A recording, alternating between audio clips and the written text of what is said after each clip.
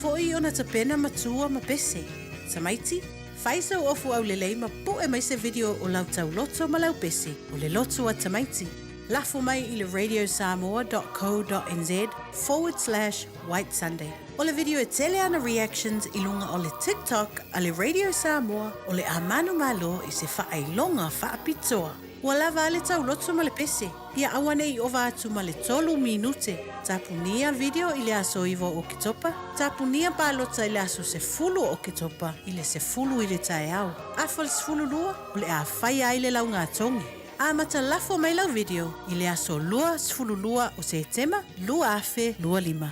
Matuai o le tala lena te pena mai lau whanau mo le tātou tauwanga. A wā le lātou aso fia. Mo nisi whamtalanga, whafsolta i mai le ofisa le Radio Samoa, lua ono lua, tasi lima iwa tolu. Ia manuia o tau mātua, whapera au auna e tua, ai ona mātou e whanau saifua.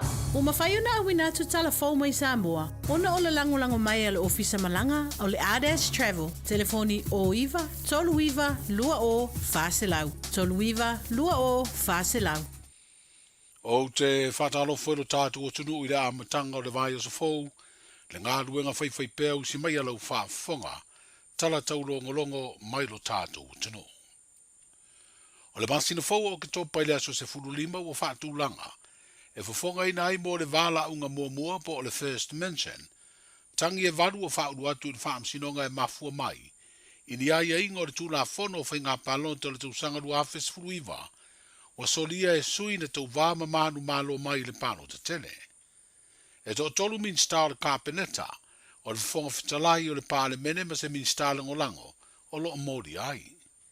O i tū malo e valu o lo a fia ia tangi o ai ngai le tai, fale ali li tasi, safata tasi, whaasale le anga lima, whaasale le anga tolu, mu whaasale le anga lua, o fale ali li lua ma vai maunga lua.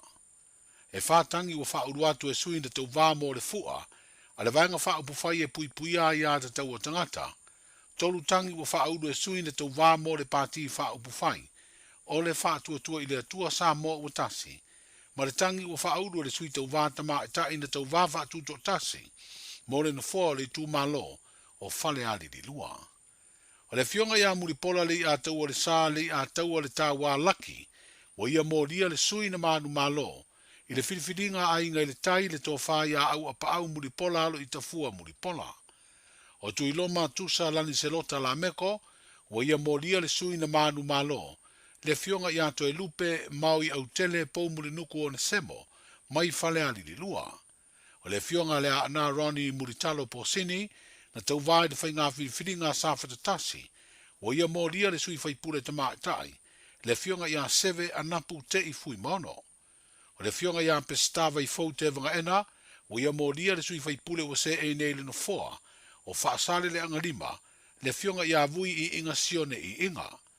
O le fionga tama le tātai Mang Jensen, o ia moria le sui whaipule o toi whiriwhiri o vai maunga lua, le tō whale na tai Victor whaafo i ta mapua, sunga papali i li olo i pola te o masipau, o ia moria le sui na manu malo mo o se e le no foa, o le tū malo whaasale le anga tolu, le tō whānamu lau ulu papali i leota sami leota.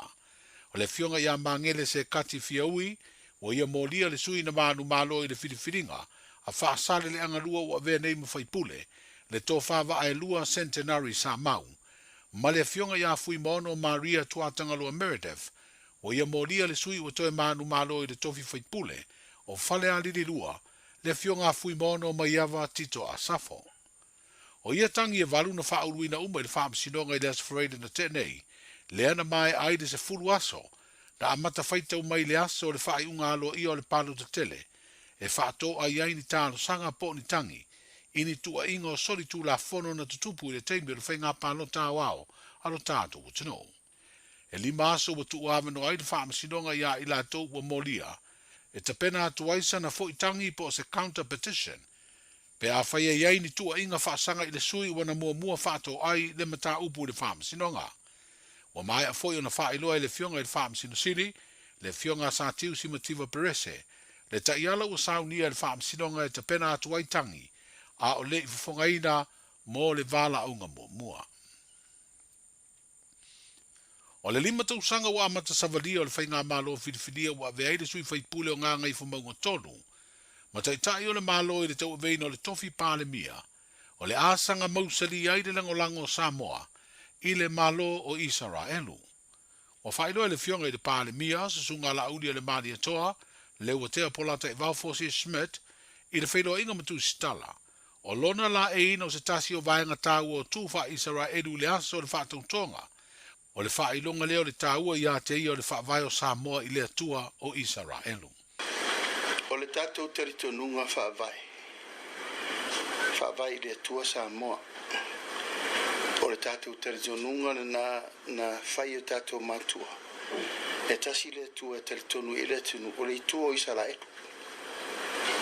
Mai o le teritonunga na o lo maule tuspa ia ma le whea ngainga mai le amatanga. Whape ai. E whaamanuia le atua i tangata e tatalo mo lona nu. E whaamanuia le atua i ai lātou e pui pui lona nu.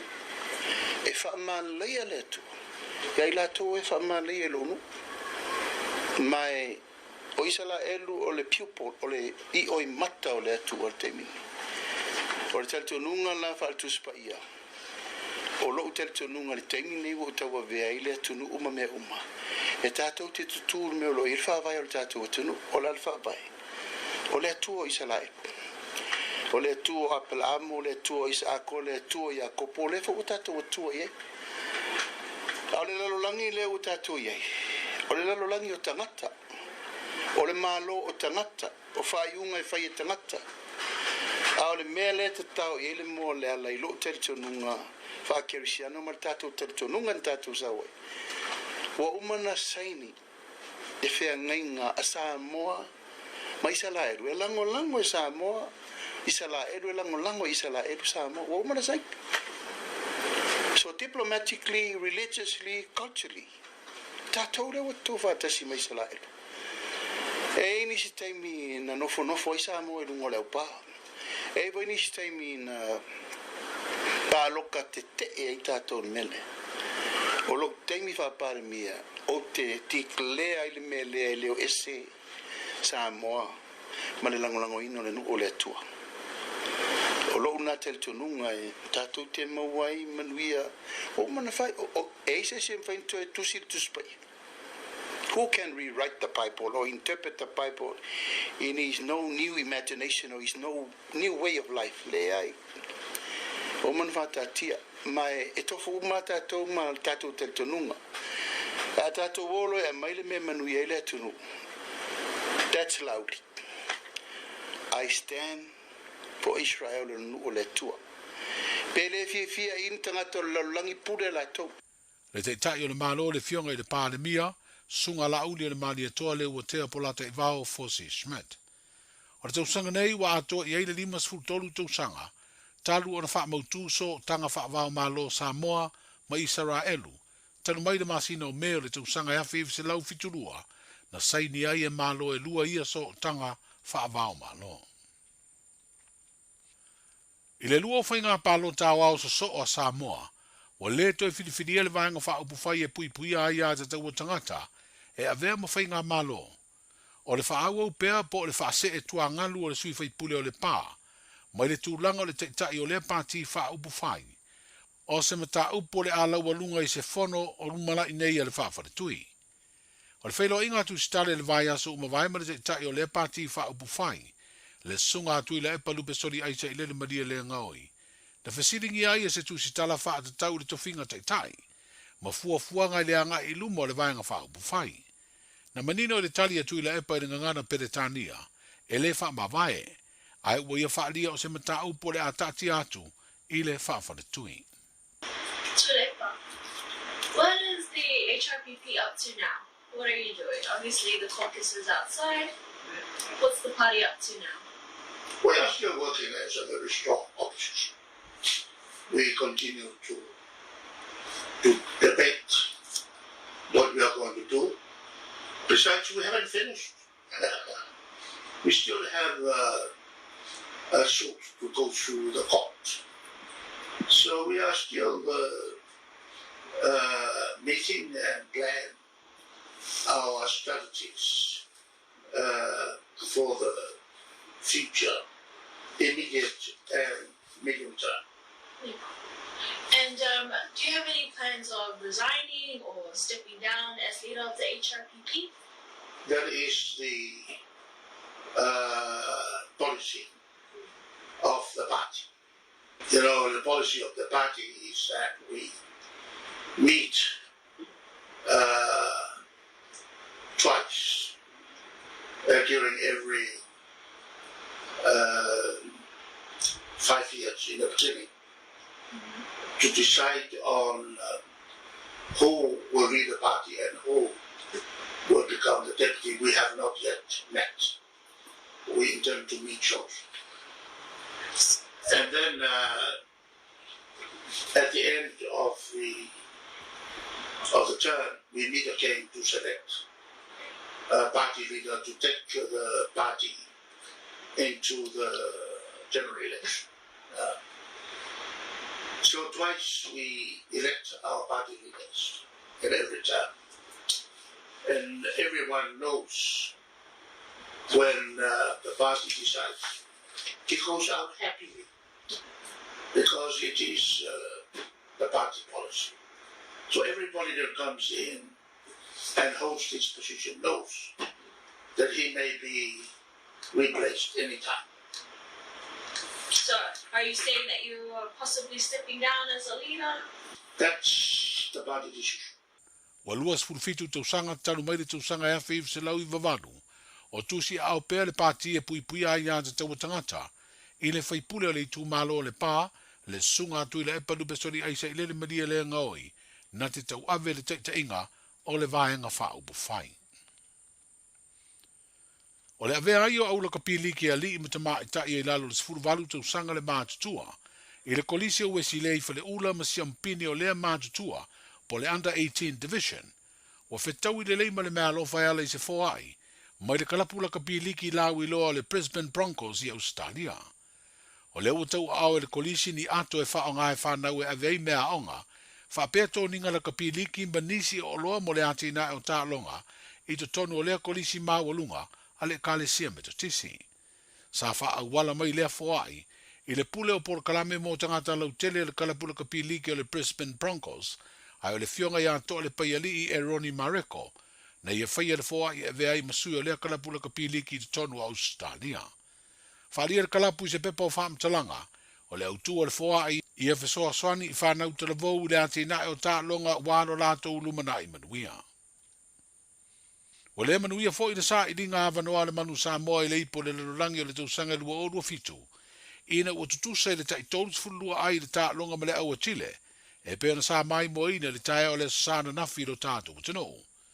O le wato e sa uni le isi ta alonga ma le au lava Chile le wha I unga o le vai aso nei e wha mautu ai, pe maua se awa no le tātou au le kapi le ipo le rangi. E tā le mano o longa lo ai silia Chile le luas furulima, ai valu ai o le manu Samoa. Ma o le awha muri le tā alonga na matua tino wai le tātou au le fia maua leo le manu malo. Pe tai, e uina le au sia lea tu langa na mana o mia, ai na tutusa ai o le tā longa I le whaai unga. Ua whaamawina nei tala whaasolopito le sa I ringo le siampini o tā longa awheleti le rolangi po le World Athletics Championship, le ana whaia I apani I le whaai unga o le vai aso le manu malo ai. O se urua I tangata o le Pasifika a o se tama whanau Samoa, I le pine apa me mea I le tā longa o le tongiina leo le ipu sa la falafa po le discus. O le rio Alex Rose na ia ausia le mamao, e ono sfuru ono tesi ma le iwa ono mita le mamao le na tongi. Wa ave ai le wha malo le pelestene o le wha laptonga o tā longa le atunuu po le Cessnock, I le tau mawhainga lea alo Samoa, wa ia si I mawalunga le atunuu I tā longa awheleti sa I siampini le langi. Whalia le pelestene le fionga tu au pepe Jerry Warwick, I lunga le upenga te wha ilangi mo tā longa awheleti atunuu o le Oceania. Congratulations, Alex Rose. What a fantastic performance history in the making. Malo le tawiwi, malo le lotonuu, fo I le vi inga I le atua. Outstanding. O le tautua le nā mo le aso ngafua le amatanga o le nei vai aso mai lo tātu watunuu wheino I pea, soifua. Malo soifua o le siafufonga Samoa, Radio Samoa, tasilima I vetolu a mo. Se kia Radio Samoa.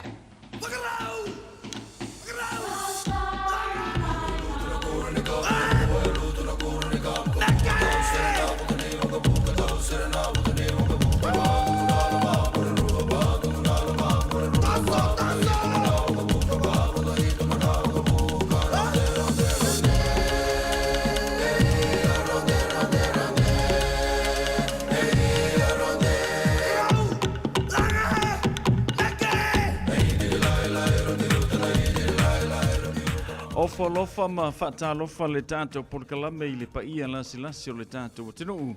Ia, ua mwhai fui o na maua mai le tātou tautua le ngata fui leo le porkalame ma le au nanga le Radio Samoa sa furulima iwa tolu a mo. I le nei fui awhi rona aso ngā fua. O le amatanga o le vaiaso I whia ngaruenga pi o na masani ai. Pau o le mea ua manai fui le nei vaiaso watu ua onga nei whanau. Ia matulanga pi ona pisi e tātou le ngatang na anu lau ngā ruenga. Ia e toi alu te momoli siau whanau lea onga. E toi fo le ngā ruenga a. Ia le lawa ia nai tamaiti le tuwango lea onga. Ia I le nei lua vai aso mō maro longa o le nei fo I kuata. Ia I le whaamoe le nā fo I ua. Avena I o aso maro lo mai lau ngā ruenga. Pe awha pe wale ise va ia siau whanau a te ilo oe. O lo nofo lava o ia mawa ai le leila u whanau. Ia pe awha pia o nai te whaingaruenga. O amela lau lua vai aso malo lo. Ia ono lo nau lava e va ai lava. E o ia lau e whanau. Ua e masani ia mi o lau whanau. Ua e masani le ulava vale o lau whanau. Ua e masani le tala noa lau whanau. Ia wai masangi foi le aiso o lau whanau. No winga la. Ai nofo lava ai tamati. Ele ai ma se me ke popole ai. E lei foi se me e whano no ai tamaiti wa o tau masani. O masani no mafutanga. Ai a whapele a me va ai nistangata. O ina. O le atupu mai e le whawhita uli ma le whale tonu. Ai mana ia lo nofoa o ie va ai siau whanau. O ie tubango lea onga. Ia pe ula winga na le tana. Ua e masani ia mionga le whanau. Ia tulanga na pe ona iei mo le tolu whapte tele mo nei mātua. Mise la tua ngafa foi malva ingo nei whanau I le tuango le nia onga. O le tātou talana mai Samoa pe ona whaafonga I le tātou atinu. Ia I amatanga o whiaumunga ruenga o le neva yaso a mise o le tautua le tau whaautanga vaia tipi autanga vaia o le sui o le Radio Samoa ronga lua mtautua mai le tātou atinu mo le tu whaatasio o tātou tala pe awha pena misi mai a te oe I le tai ona li la le ngata fo I leo le tino la sifuruba le lua I le wauli ia o le teimi munumuli li nei peo nei whaafonga mai ai I le tue whaasalawina o tātou tala.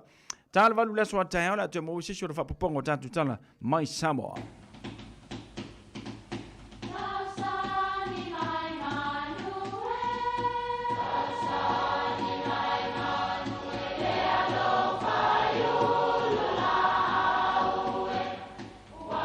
E o whanga manu I ululu o la au, awa e whawhanga I funga o la au. A o le tangata, e whawhanga I upu matala.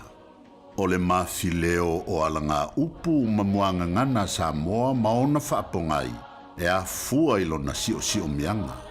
O lona lea sao I le whaatufunganga o le iloa whaale aso, mai le tautua se ia o ina pule. O ala ngā upu mamuanga ngana, ua lantou mamanuina le tō whamanino a Samoa, mana tua fo'i, e tāo fitau muli le atunu. Se ua tawhia whale ali li fua. Whapel tala sasa ili e mali e toa se tasi e langaina lo ne to I lalo I lo la vā ma le toa o fune fe ai. O nā alua I leo le li I le whale punawa, le mautau I tu au mālantaua I whale alili. E whaatau I ailo na manao I a manu Samoa. Na manuia tau mawhainga I le manu Samoa o na whaapea lea o mali e toa. Whaafetai manu Samoa, se ua tawhia whalea lili fua. O upu e whai e se tangata ua mita. O na oni mea lelei ua whai e se tasi. O na langona lea o le fia a wai I lea tau mawhai. Ua whamalo tau mawhai ma ua tau nuai le upu e whai I le fio anga. O la langafa ma le la nofo. a ua tafia falea li fua lava. Manuia lau whaasaunga. Tala Falava, this is Ali Low Titi, and you're listening to Radio Samoa. Tasilima iwa tonu amo. Hapoponga na tata por kalambe matsunga ya Asiava Antonio Tuipea. Ya pe ona ia le tanto mau fa Samoa moni le nei fia loke mai ka wako le fia Asiava le tanto mau Samoa. He wina e fa fonga mai. Ya tanto tala ia o le ua o fo ya tile ia lato. Ia wa maka fai winga o au ni tanto manu Samoa. O ila faitaina yalo matam fana o tanto tru. Ia mo le tamo fainga se ai a wale ipo le lalo lang kele lo para le simela so o manu Samoa. Kele lo ipo la se sitono manu Samoa. Ia ai ka ko kar si pia ia le alo fai wa walo matam fana.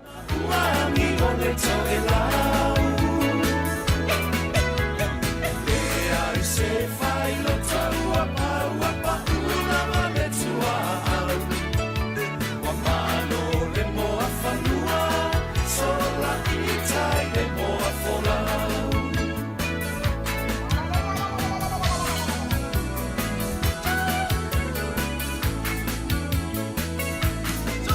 lo uba asatu tala noa safa amoe moe atu ni fonga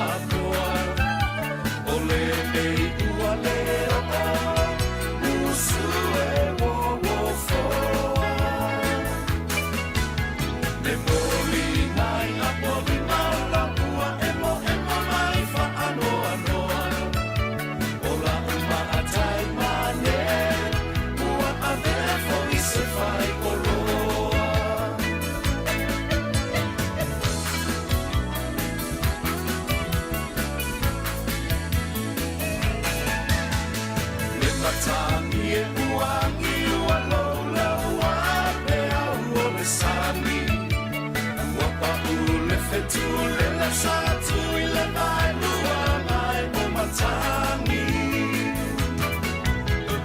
Ako ai fo ile na ua tu ile au sami maelani Ola upele la uma amora Fola watu ile taita fola Esi a uluku esi ile la lelei Se foia na tifinga io na pone ai te fa ai na oe ua laila fa abene ele rosa a fai de amose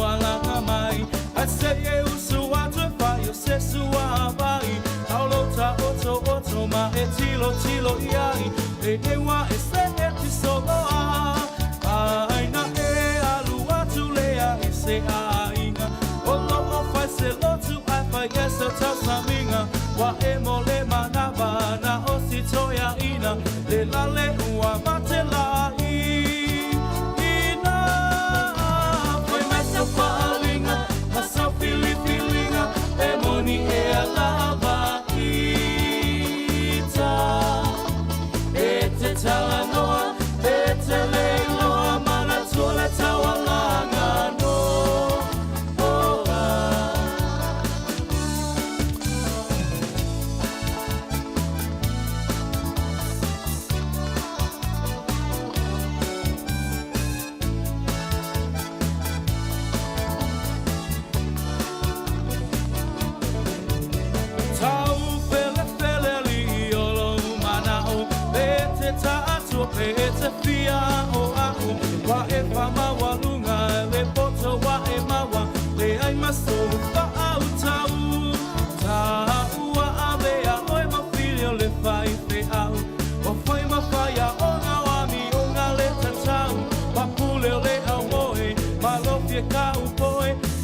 ino sia ai lava o ai mai sa falinga ma sa fililinga e moni e alama ita e te talanoa e te leiloa mana tola tawalanga no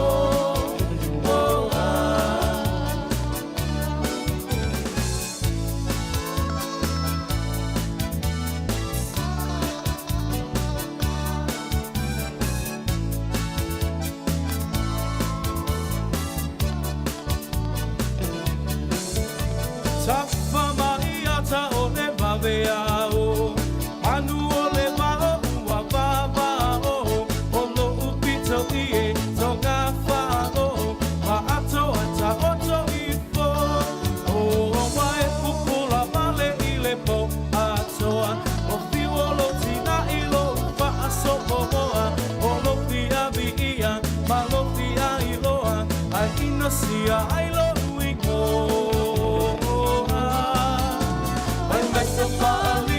Masa fililinga Bemoni e alava ita Bete talanoa Bete leiloa Mana tole tawalanga no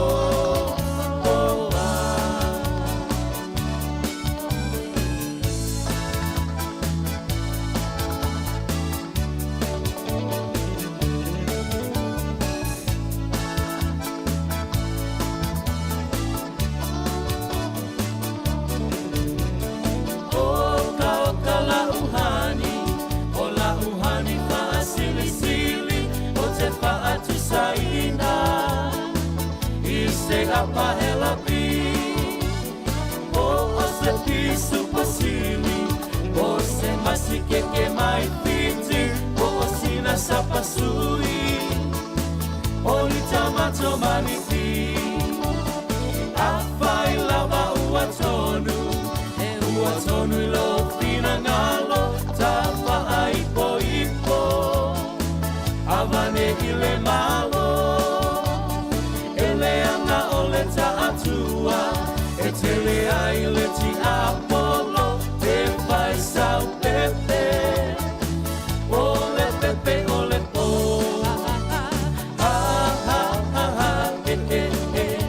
sauia la ia malolo to tele fia mai atata se yo pese atu ile ea se yo pese atu ile ea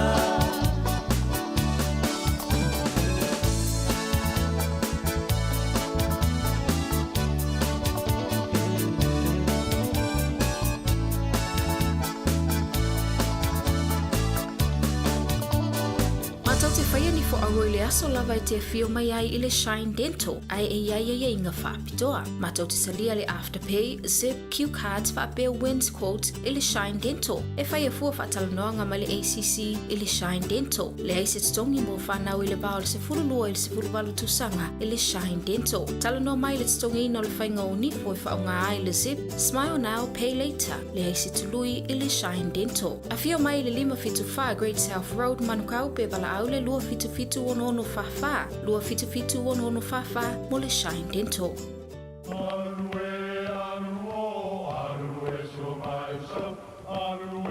O Samoa o le atunu ua mai au na tofi. O le la au ua mai au ngā tātulanga e le to e tau au whangaina. O le vai fo i ua malili ua mai au na saili. A o lau polo kalame o le vau filifili. Ua na o se toi wha manatu. Ua na o se toi whangu ia ua nganuu Samoa. Mau upu ta oto, mau upu tu. E ala lea i ala ngā upu ma muanga ngana, ma le vau ngana. A wane i emisia le tātou polo kalame. I afi o aso lua ta itasi le itu la e valu i lunga o le Radio Samoa. Ia manu ia tele, lau mai muanga ma lau whaasaunga Samoa. O le manulula wa i tātou i New Zealand, o le maua vo le lua se lau tala i le sei le Digicel, e vave aina mawhanawhana i o e Samoa. E se fulu whailonga ta i lua se lau tala e anga waa i tātou i New Zealand ma Australia, pe halafo se top up luas fulu lima tala pe siliatu, e whaunga ai le ClickX. E te anga waa fo i le sei pe a whaunga le ClickX e lafo ai lau seleni i le MyCash a le Digicel i Samoa. O le awha yele se i asfrele te tasi, ma o le ni whaapitoa e amanta i le aso whao o kuso, ai mai e le aso luas fulu male ono se tema, e ia inga o le nei whaapitoa, seki a Digicel. Whaauta, o le whanau, o le tofi lea mai lea lii. Ue ua whanau mai, o le taui lea mai a te ia. Ua la tamai le aso whapitoa mo le whanau. Ua amata foi ona ta pena matua ma pese. Tamaiti, whaisa o ofu au le leima po e mai se video o lau tau loto ma lau pese. O le loto a tamaiti. Lafo mai i le radiosamoa.co.nz/White Sunday. O le video e tele ana reactions i lunga o le TikTok a le Radio Samoa o le amanu malo i se whaailonga whaapitoa. Ua lava ale tau loto ma le pese. Ia awane i ova atu ma le 3 minute. Tapunia video i le aso iwo o kitopa. Tapunia palota i le aso se fulu o kitopa i le se fulu i le tae au. Afal se fulu lua o le a whai ai le lau ngā tongi. A mata lafo mai lau video i le aso lua sfulu lua o se tema lua afe lua lima. Matu ai o le tala lena, te pena mai lau whanau mo le tātou tauwanga. A wā le lātou aso fia. Mo nisi whamtalanga, whafsota i mai le ofisa le Radio Samoa, lua ono lua, tasi lima iwa tolu. Ia manuia o tō mātua, whapea au auna e tua, ai ona mātou e whanau saifua. Tasi lima iwa tolu amo. Radio Samoa. Le watu lai mele tātou taimi le wanti luas furu 5 minuto na tāle o le vad o le ngalo i ke walaka mai fu le mako waso sali. Ia tamaiti o ri ngalo le tātou whapitoa le na si nau tau loto i ona tango fu le ia e sen mai le tātou leitio. Ia ona maua fu ilo nei whaalonga pe ona tau whaafonga mai ai ma whaalonga mai ai le nei vai ngalo fifi. Ile tātou waso sa ia wale o tātou sa varvale tu wha I wino le nei fu masina ia pakulo makako ia o ke topa aso whailonga ina mo tātou le whanau. Io, ora ni ngaru nei vāngale na mo le whaafonga mai le tātou. Tino, whaatalo whātu Amelia Mikaele, malo le soifua manuia, le ngata fo le whaatalo whātu Sarah Vaai, le mafuta mai le nei a fiafi. Losi papali I soifua manuia losi, alo whātu mo e masiwa inga, le ngata fo le whaatalo whātu ia le lua ave sa tupola. Le mafuta mai se o so ya sani to fayono se fo manuia sani le mafuta mai sini au se talia ia malo fo nga lua ia te o le uso male ainga fa mo nasa manuia o fe au mga ruenga ia pe o na masani ai ia na fo ia tunu e te au mauma nga lulu ai fatalo fatilunga le tanto YouTube channel se o so ya Jacob Emmanuel ia po Jacopo Emmanuel le mafuta mai so fo manuia Jacob ia lo fatu mo le uso fatai le fata si mai pire Enrico ia le ngata foi le fa vale le fua semi le mafuta mai le tanto por kalame Terry fa fuse fu manuia Terry alo fatu mo e fa taile fa tasi mai le nei fu vanga ole a fiafi ia male tanto por kalame musika mole manava ia ongaluega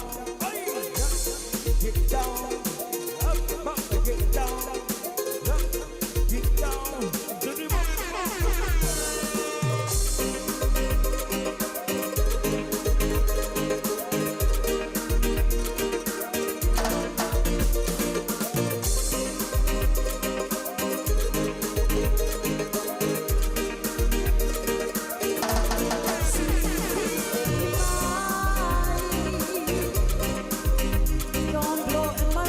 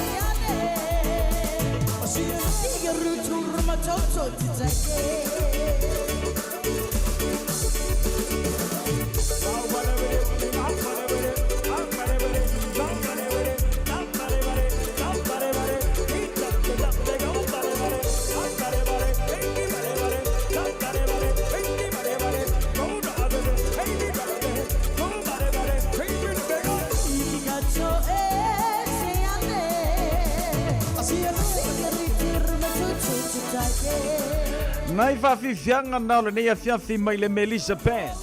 Ina ua toe se furu ma le valu minute le tuto na tālo leo le itu la e valu tāle tu la valu o na whaatasi me le sunga le whawhiangainga. Pasta poni fonatia wa furi tātou por kalame ia o le tutu ule upenga i le loloto pe o na masani ai. O le vaiaso na sima vai atu nei le sa suma i le tātou por kalame le tātou tenu o Samoa ia manatula le ua to ai tau nuu ia le sunga le whawhiangainga la to mo fu le tātou maftanga i tu tono le tātou ofisania wala mafoi ia le whanga solino le tātou por kalame pe o na masani ai. Whatalo whatu a whaavale a le fuasemi le ngata fo le teri whaafiu malo le seifu maruia le ngata fo leo o toro whengai mngaluenga le nei aso malo le ngalu rue ia whaapena fo ila tau sala usu le tai au ia o tūlanga lava fo ili nai ia le tātou atinu nei ia o roto anga lava fo i tenga lue ia ai maise ai o le telo o vaenga te tau o nga i le seleni mo tātou le ngata ia i tutonu nei o tātou ainga whapena le tātou tinu o lo whaamunu mai nei mātua fo i pia whapeo le Samoa mātua ia mau e lava fufuanga pe o na masani ia na vangala na ia pe o nei ele tautua le radio Samoa sfulima iwa tolu amo male tātou por kalame pe o nei e la uo na vala au maile tālonga manu Samoa male au atile ia o tele mata li tālonga ai o nai niusa na tilo iai ile asona leila ia le sa ova ai e tua ima o tilo to e tutusa ia le tālonga sa to e finau mai lava ia alom tama whanau le afa muli ia mamawai ia na ia lato oina tutusa iloa le lato tālonga matile o le mea marino sa te tauna malo i le tālonga lea ina ia mawhaioi o na nga i le World Cup a se upula i le temili nei ia o le oiloa la ia upo le asisi tūlanga o la ia pe mea koe ka alo masesi au wangalo kua le kako au le mele ua i ono le whale tonu ia le wha sa o mai e teri ia wha whiu tai tolu sifuru malelua ia tutusa i lor tālonga ia pa wal mea ia lava pele unsa ia talango tātou e fifir tālonga laka pi ia tātou tilo tamo whainga le tātou au e va veanga o solo whali e langa e whali langa fo e te nau le au o le tātou tunu ia malo o le mea ngā lenga ika i disi keimi pia makamaka e le au e fo le tele mana o i whaia inga ono o lau support e makua makaukia ioi mai te mana o i e fo i le au o le tātou tunu mena masani i o le fi nau i au mana losi ale mele wai o le fi ngau i au mana losi le fi ngau i au feo lolo au makoi fi ngau ai au se ai lo o le mele na le telo e au ia o le mea ngai alenga whaima mai whaadi ia ilo wita langa e te taua o na malie le mai moma mata le tātou atinu ia i le tātou au o le manu Samoa o ilea maronongo sai e wia whianga kele au upu le anga ngau e whianga kele au pana vane le karo ia ne se meo inga o ia ngai loanga se 5 minuto na tā leo le tū lai varu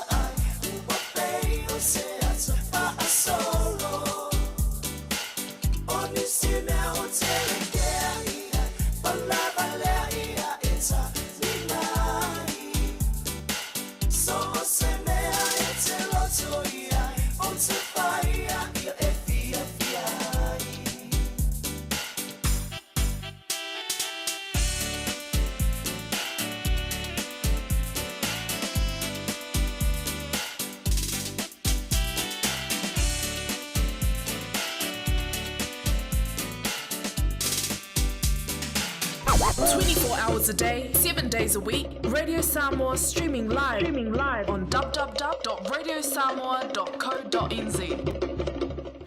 O e si la fia me e whaatino e mawhaiona e umia i sou fale motu le lumanai. A whai fo i sou fale motu, o e si la fia me whaiona whaatino ni isi o fuafuanga e whaonga aire e kuiti o lo fale. A wane e misiere por kalame o le malu i fale. Ia fiafi o sururu taitasi le se fulu e te aile whaa. O le a e si la fia ai au wala e mawhaiona e umia se fale motu le lumanai, ma au wala e whaonga aile e kuiti o lo fale motu e whaata wai se isi o fale. Le por kalame o le malu i fale. Ia fiafi o sururu vai aso taitasi se fulu e te aile whaa. O se tala fia nei Samoa, wei nei se tautua ma se unanga family noto mai le kampania le City Car watu si tasi dua lua Lincoln Road Henderson te maua iai le tele o tawa la poa band e o foi tatu tawa le laiti. Tania foi la tofa le tonu tongi e talafo mo tatu cashback. A matatu lima se lausi aga iatu le lima afe tala. Fe sota mai ungia pita perenanto le numera all watasi o walewalu fitu lua fitu lua. Pe amanamia se tawa le fau molo ainga i le tau malulu. City Car started and said Beta Drive Doctors i le taulanga whaatau I maangele whaapea manrua. Mo le vainga o so ngase pe amana o mia. E whaatino e fo I matuipui o le whana witi. O tuipui le COVID is fluiva mo I lātou es fuluan tausanga malunga atu. Whaapea matuipui o le flu. Wala au telefoni 255-25 mo so wanoe whaatino ai nei au nanga. O fisa fo mai I maangele I taftafane o le McDonald. A manrewa I taftafane o le Faletusi po le Public Library. Beta Drive Doctors Clinics. Whaauta, o le whanau, o le tofi lea mai lea lii. We ua whanau mai, o le tawi lea mai a te ia. Ua la tamai le aso whapitoa mo le whanau.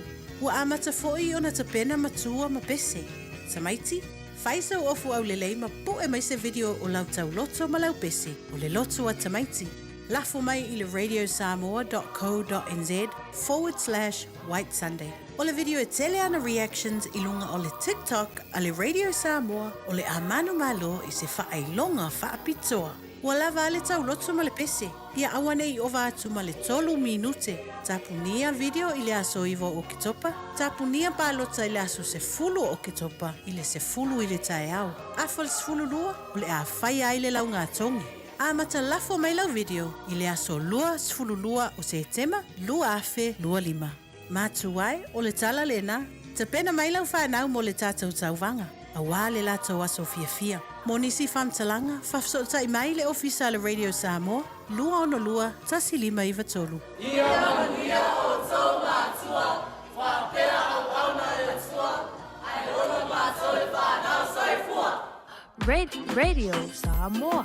Taslima iwatolu amo. Le wato e ono minuto na tale o le tula e valu. Ia, ma le tautua Radio Samoa siflima iwatolu amo. Fantalo fatu ia whianga I seunga, ma lo le se fumruia.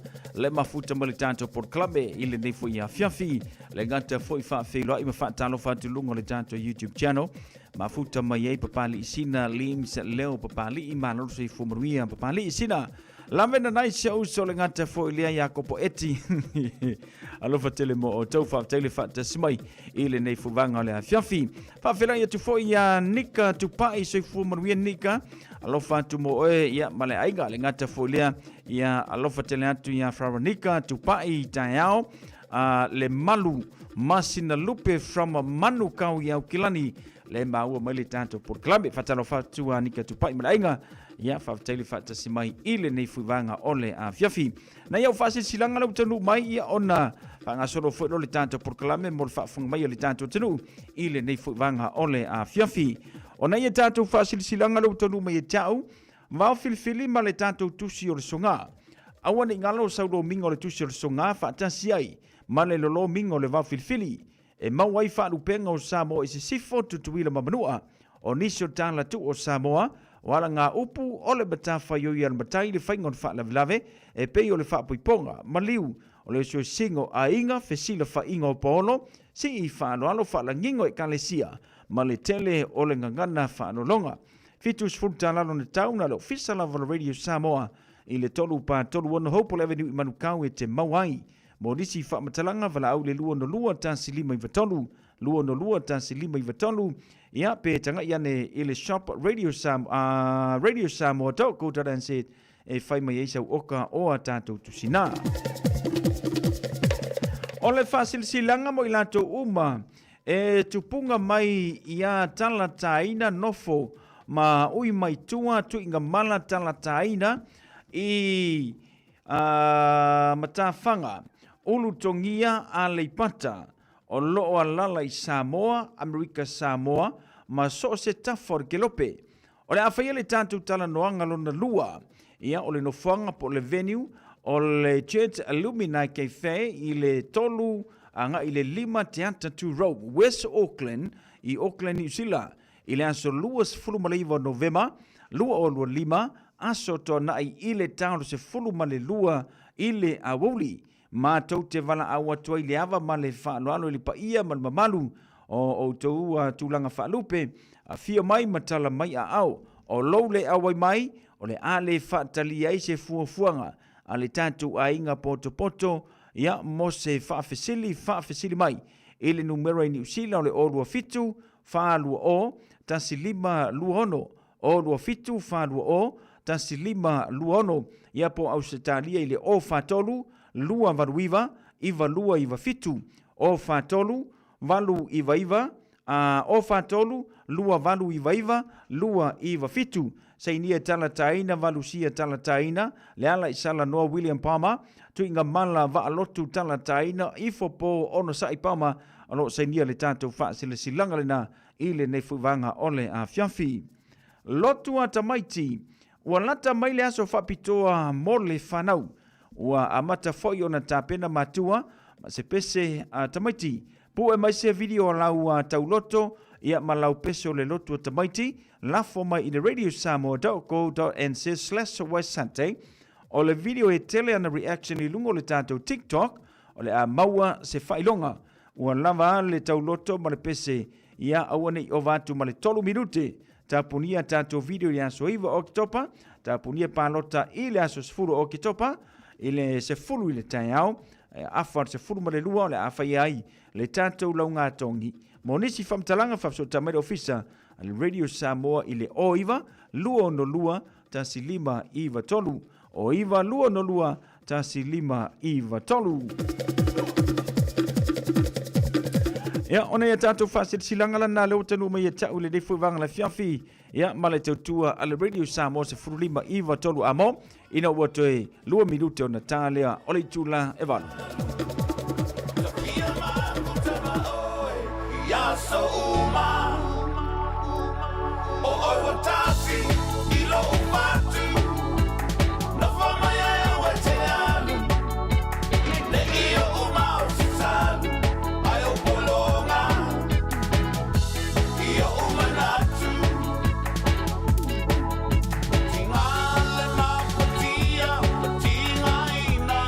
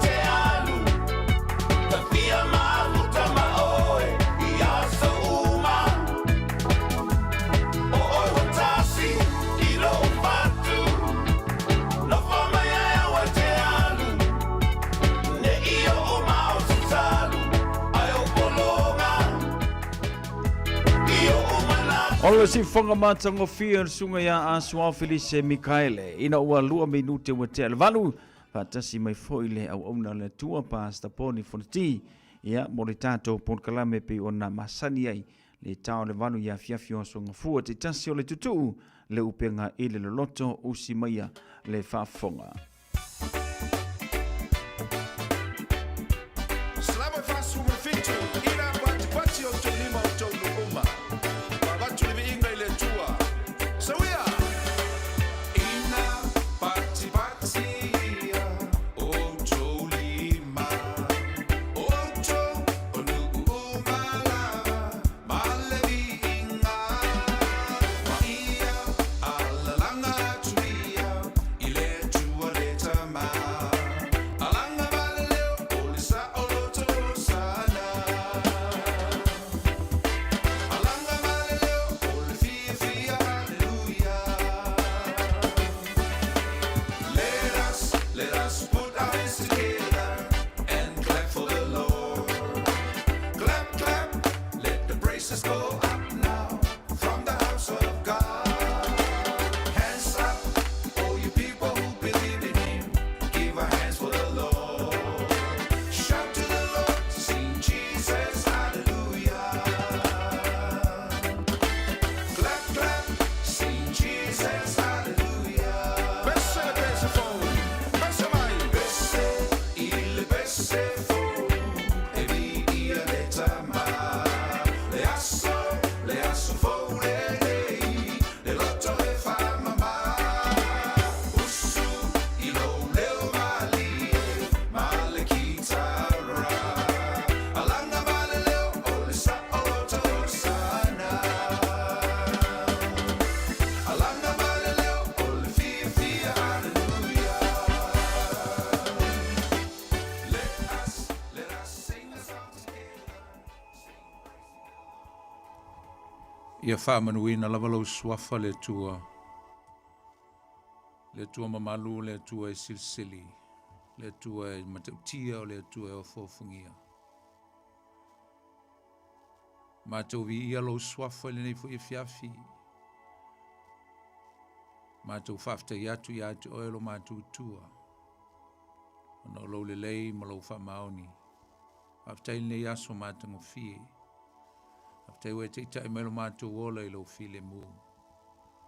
O mwhai ono mātou o lia mai fo le nei teimi whātulanga ina o lo mātou pol kalame. Ia vi ia lava lo swafa mamalu lo swafa i silsili. O lava o le atua mai le amtanga e o lava le ngā taanga. O le atua o le fōwhanga o le atua na whaia mea o malava. Tala mai au fōwhanga lo matautia. Mōli mawina e au lava ngā luenga mamana le atua lo o fōwhangia. Ma lo matautia ma lo sisi ese le atua vi ia lo swafa mamalu le nei whaia fiafi.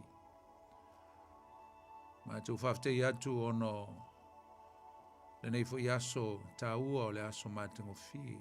Wana e te tai mai le mātou wholaunga mai le tai au ina ua mātou tūlai. Si au mai fo le nei fiafi lo mātou tua. I alava lo swafa e whawau. O mātou atu fo i atu o le nei fiafi le tua. Au li amteina le mātou pol klame mātou te wala watu. Lo lava pa ia ma lo matautia. Lo swafa silsili e wala au tuai se ia fio mai lo nganga sa. Se i whau ulu mātou pol klame le nei fo i fiafi. Whau i me umala mātou whaia.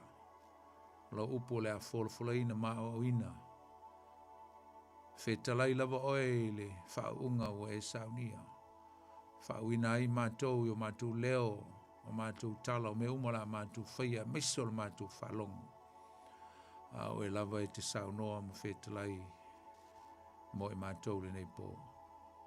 Au mo fōra ngā ruenga. Fo i atu le vinga i ato e a mai pēle whatau wā i ai mātou. Whamanuia i au tangata le nei po e ala i le mātou mta upu. Ia vi ia pēlo swafa le tuol te male alo ma le nganga pa ia. Ia te o le vi inga ia so uma e o lava i le whamavau. Ono Yesu le mātou li u te talo tuai. Amene. Talo whatu le fiafi i lau whasausaunga Samoa i le pa ia lasi foi o si o tātua tunu, mai lau foi maunga tele se ia pa ia maunga iti. Patalofa atu ia te utau le nei po le swafo i Yesu le tātua li mo le tātua whaola. Patalofa ia uauna le tua mo uto msiofo i sos domine. Malole ngā lului o singata ulanga pe ona whenga i foi le vai o sa. Patalofa ina i o tātua tu asensina matua. Matua matutua o lo whapenao na tāpo i mai. Ia ma talo mo le si o tātua tunu, e mai se foi lau whainga aluenga le tua. Mai se foi lalo whaiva o tama whanau le aso i tute ma whaiva. Ma lo le talo, whatalo whai atu tau nei po. Whatalo whatu e nisi o loo whafonga mai tono mauta ngase. Ngata foi le tono whalpuipui. Whai o e ma whafonga mai, mai whalongolongo mai mo, mai foi ni fiafil tātua Paul Klame. Patalo fa ia te oil nei po. Patalo fa niso ngā lulu e fo nei po. Whenga i mtiute mwhaiva. Ngā luenga lo whenga iai. Pe ona masani ai. Patalo fa ia tu tau swafo Yesu. Ma lolo ngā lulu e fo steimi ol nei po. O ma ngā luenga fo i ai ngā malmanuia. Ia ai vi ia pele tua. Patalo fa i le lolo Samoa o lo fa penao nta apel nei kilope. O lo au mauma nofu solo ia tunu ese o le langi. Ia fa yo e fa fonga mai. Po felava se tunu o lo e maua mai tātou Paul Klame whapitol whatalofa i atu el nei Paul swafo Yesu. Le ngata foi le whatalofa atu le mamalo le tunu o lo asia si mai tonu o le aitele o kilani. O lo mātono nofo mauma wai. Foi nisi o lo malanga mai si o tātou tunu o Samoa. E le ngata foi leo Australia manisi le tunu o lo asia si mai ono fuafuanga ma. Fonutanga ma mea umalava e pe ona masani ai, ia mai se foi, ia ni whalewe lawe o le soi fonga nei. Ata alofa ia te oel ne fiafi le swafo Yesu le tātou lii, mo le tātou whaola. Ia e whata alofa foi se tasi, steimbo mua nei fitoa e whafonga mai, maua mai fo nei Paul Klame, ia sung fuate tasi, o le tutu o le upenga i le loto, whata alofa whapitoa ia te oe, le uso mo le tua whine ia ke riso. Ia e whatalofa fo le sunga ia sau le fiafi, to e whelo ai foi, malo sau le ngalue, malo lava le tautua tunuu, vi ia le tua. Ia e le foi fiafi ia sa tu ua foi whanua nei ia mainga, ia e sa malanga atu i Samoa ono ni fufuanga foi wha le nganga, po fontanga wha le karisia na mafuta atuai. Ia le foi tu e taliu mai manuia, mo fo tātou whelo inga, mo le tuele nganga whamalo, whapitail tā puai, whamalo talo, ia le ngata foi lea, ia, ta whai foi sa whonga atu le tātou Paul Klame, ia lea na live sa mai Samoa, i le vason tenei, ia vi ia lava le tua lana tau singa malana te inga ai tātou, mai foi lo soifua, ia, maso mātou wola mwhai tātou toe, ia whita pai foi le fiafi le tātou Paul Klame le nei, tātou Paul Klame masani a sun futi tasi il tāla walu tutu leo penga le loto la auto au na le puni fonti. Pata alofa atu i ate auto le swafo Yesu le tātou li. Mo le tātou whaola. Whamaria foi le tua ini aso soifua on whamatrina le aso. Whapitole whamanianga mo le aso whanau le aso soifua le sunga le whaiwhau. Ia le nei foi kalisia le hapa praise man rewa sunga ia mapsanga paila. Ia atole a sesi tausanga whapopo e le tua, e le soifua le auna le aso ta ao. Ia, te tonu ato e le iupeli o whiwhiau. Ia naua e lo le winga o le iupeli. Le winga o afal se lau. Ia vi ia i le tua, i lana tausinga, mai se o le whaunga aina le soifua le auna. Ia umwhai pe ona, maua le ola maloloina, mai se o le malosi e tautua ai, le tua e mai se o le atunuu, ia mai se foi o ainga. Ia e... Apenao na tātou tau whai whaafitea le tua o na me silisili me le leiwa i whai mo i tātou. Se e malia fo le tātou wholonga le nei tau sanga le au tātou. Titi fo ia o mātou le masina o setema ia a tātou se atu le masina lona sfulu. Ia lo whapena peona. Ia ila o ina le masina i lo tau soifua mso mātou wola. E ui lava foi. Ia ua tangi mai rama I se tasi fo'i, nisi fo'i o nai o tātou ainga pele, wholonga leitu sanga, langona le leo rama ia e tono nai o tātou ainga, ono al malanga al maliu maleoti. Ia e whaftai, mala au le tua, whamalo ina foi nisi o nai o tātou ainga, wō, mai masani sa pele le maftanga le soi whanganei. Ia olo tu ua I tātou tu tele, olo whapenao no lo whaia pēr le tātou wholonga, e tusa o le soi whanga o lo tātou I nei. Ia e whama whana foi. Nisi o whea ngai nei vai taimi, ia ma ni whaarawe lave, e mise lava le malanga le maliu maleoti. Mise foi nisi o lo whapenao na whea ngai e foi ma ngase o le tino, ia lofa le tua I ele na whamalo longa, ia te utou le nei e fiafi. Ia o le e fiafi e tātou mai fo le tātou Paul Kalame peo na masani ai, o le whasolsoloina leo o tātou mta upu, ia po o le tātou Paul Kalame whale nganga, tātou te tala noa ai, ia ma whapenao na o mai fo ia ni whamalisi au ni le sona, o ni sosoani, o ni mta upu sili mai tono le fionga pa ia le tua. E sosoani leo le tātou wola whale nganga, I lo soifua, ia, mai se fo so mātou wola wai au ngā umalava. Ia, I tātou nei la fiafi le tātou maftanga, o sumtua whawhine, ia, olo tātou talitana noa I le tusia ngā luenga. Ia, mao leo o atu le tātou whasolonga I le mta upu lo nono, ta upu lo nono, ia le tua.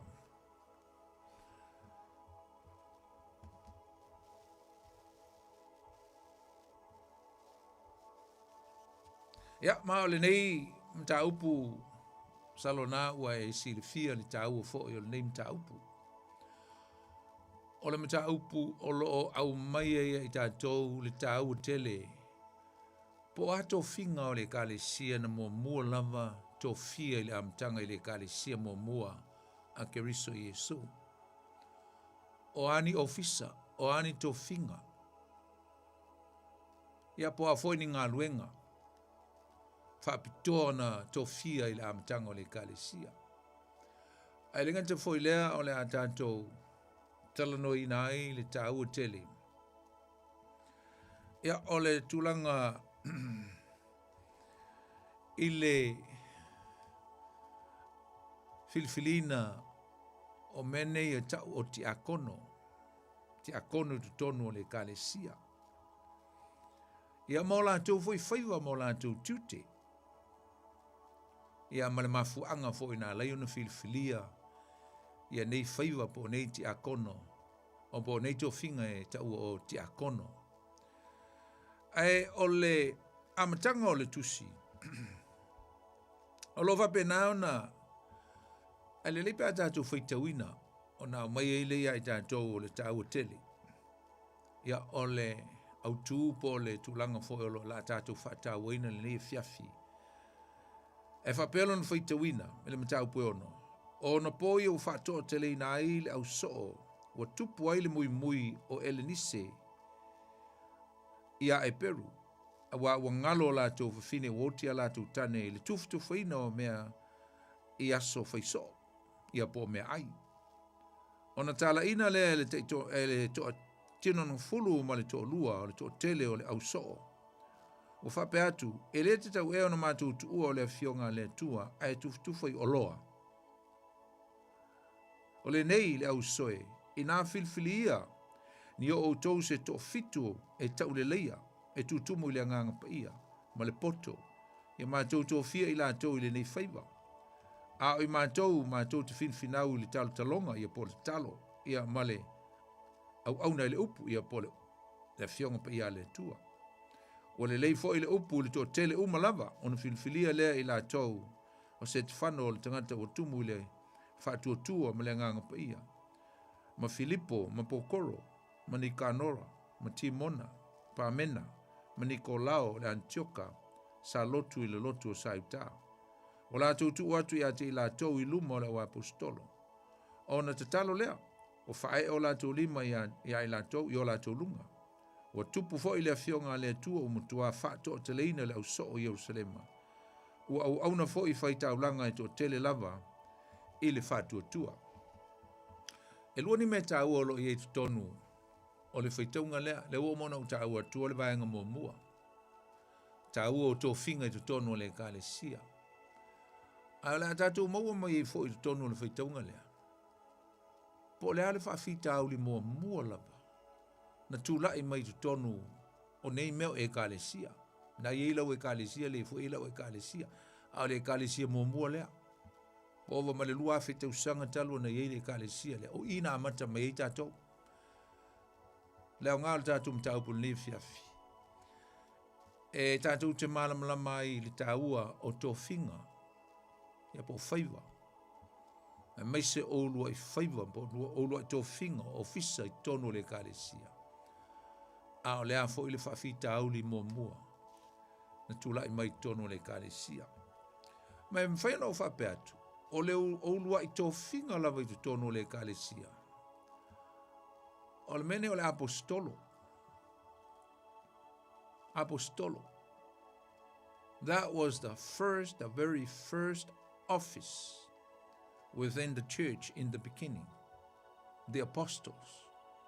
Wa le ia se si mea o le apostolo. Na amateina. E Peteru ma Ioane ia maisi so. Po isi au apostolo. Ai lua ila. Ma lesi tō whinga tāua. Le au te loe tele na whata le i ai tātou. O le tō whinga nei.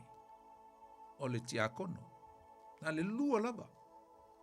Apostolo ma le tiakono. Ai ona la. O apostolo i le ekalesia momo. E fōlinga mai e pe sa la tō whatino ina. They function in other office of the church. Ia mana tua foi. E eisi ofisa o le ekalesia lea na whatu a o mai le apostolo Paulo muliani. E le efeso lona matau pue wha lona whai pue suma le tasi ma suma le lua. O ministry na ia po whaiva na ia po ofisa na i tu tonu le ekalesia. Na ia ile whaitaunga ia po la onga la apostolo Paulo. Mai na ia tu ina mai fo inisi e whai ma apostolo. Nisi fo o perfecta, o isi fo i folfolo le tala lei, o isi fo i whai ma leo ia po whai whiau. Ia o isi fo i e o whai ma o ia po whai a onga. 5-fold ministry. Le tilo mai lo 5 lea, e 5. Apostolo, perfecta, tusi iluma, apostolo le puta, wingol to ina, whai a onga, amino perfecta, tusi iluma, nga te foi leo le whai evangelia, lo nuinga, o ia e pito sili ona, maia nganga i to tele, i to tonu le malo le tua, le alaina sili luma. So oi male, leo, ia po le whai whiau, le 5 tu mama, pau leo le ministry po le ofisa, e whai lana whea ngainga ma le tua, whai foi lana whea ngainga ma le ekalesia le tua, a misa le tua. Te leo nisi teimi, ua whata ua whea ngainga ma ekalesia, ai ngalo le sili o na tāua o le whea ngainga le whai whiau ma le tua, wha mua. Ia malta malai titi lea, ta pinki, ia le pinki, ia e wha avelea i le whai aonga, ringa e 5 ministry tonu le lotu. Ai a tātou wa maila ia i tonu le amtanga le ekalesia. Tātou te iloa le tāua tele le tō whinga le nei, o le ti akono. I leo ta ua mai le upu ti akono i tonu i, ana e sau le upu whaiva. Si o lātou whaia le nei, whaiva. Ia po le au nanga. Ana e whata tau le upu diagonals, ia po le servants, po le auna. Po le tangata e ngā lua i le tū le tino le ekalesia. Tātou te iloa le tāua tele o le ti akono i tonu le ekalesia. Ele i mua identify ina pena whailoa mai ia isi ofisa ia. Aena mua tutu fatasi le apostolo ma le tiakono. O le tu whaleanganga ma le tu le tino. Ai pela na uta ua mua si uta tu te foi ai. Ai ona o le apostolo. Fōlinga mai sa ia whaia ngā ruenga umaia, e pei ole whaiwhi au, e pei ole ao, e pei ole whai evangelia, se vangana aile perfecta, ele i function pe le inga lue aile apostolo, wa le apostolo aia ole toi ina, po le tangata matua, po le tangata whaatama, tono le kalesia. Pea tātou tu mai anga i tūlanga o lo mwhaion tātou wa ai le whaangaina i le vai te minlei tātou te olai, tātou te ngā lulue i e kalesia. O le apostolo sa ia o au, ai za le iei ina le matau pue whale na tātou tala no ai, matau pue lua. Whai mai whaatumuina, whai mai o tūmau pe i lātou ia o onga ale au apostolo. They teach you ringo lo apostolo po mata upu ala wa apostolo na yel mata upu lua lo no fa upu fasuma lua. So it sounds like the apostles were teaching the word of God as well. E over la fa evangelia, porque le fa evangelia. Tangate e launga i open spaces, launga i no fuanga te tele, fuanga i fafo. Le ngate launga i tonu fo istemi a fafo lava le lato targets. Ele melo ele multitude. Ia tātou manatua lea. E lua ala unga pe telu le amatanga. Ele i whaia te tono sa sunako. Na whai le open air, le open space a iei le afe o tangata. Wa ina.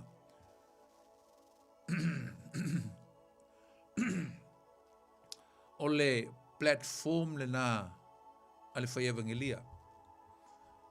O fafo.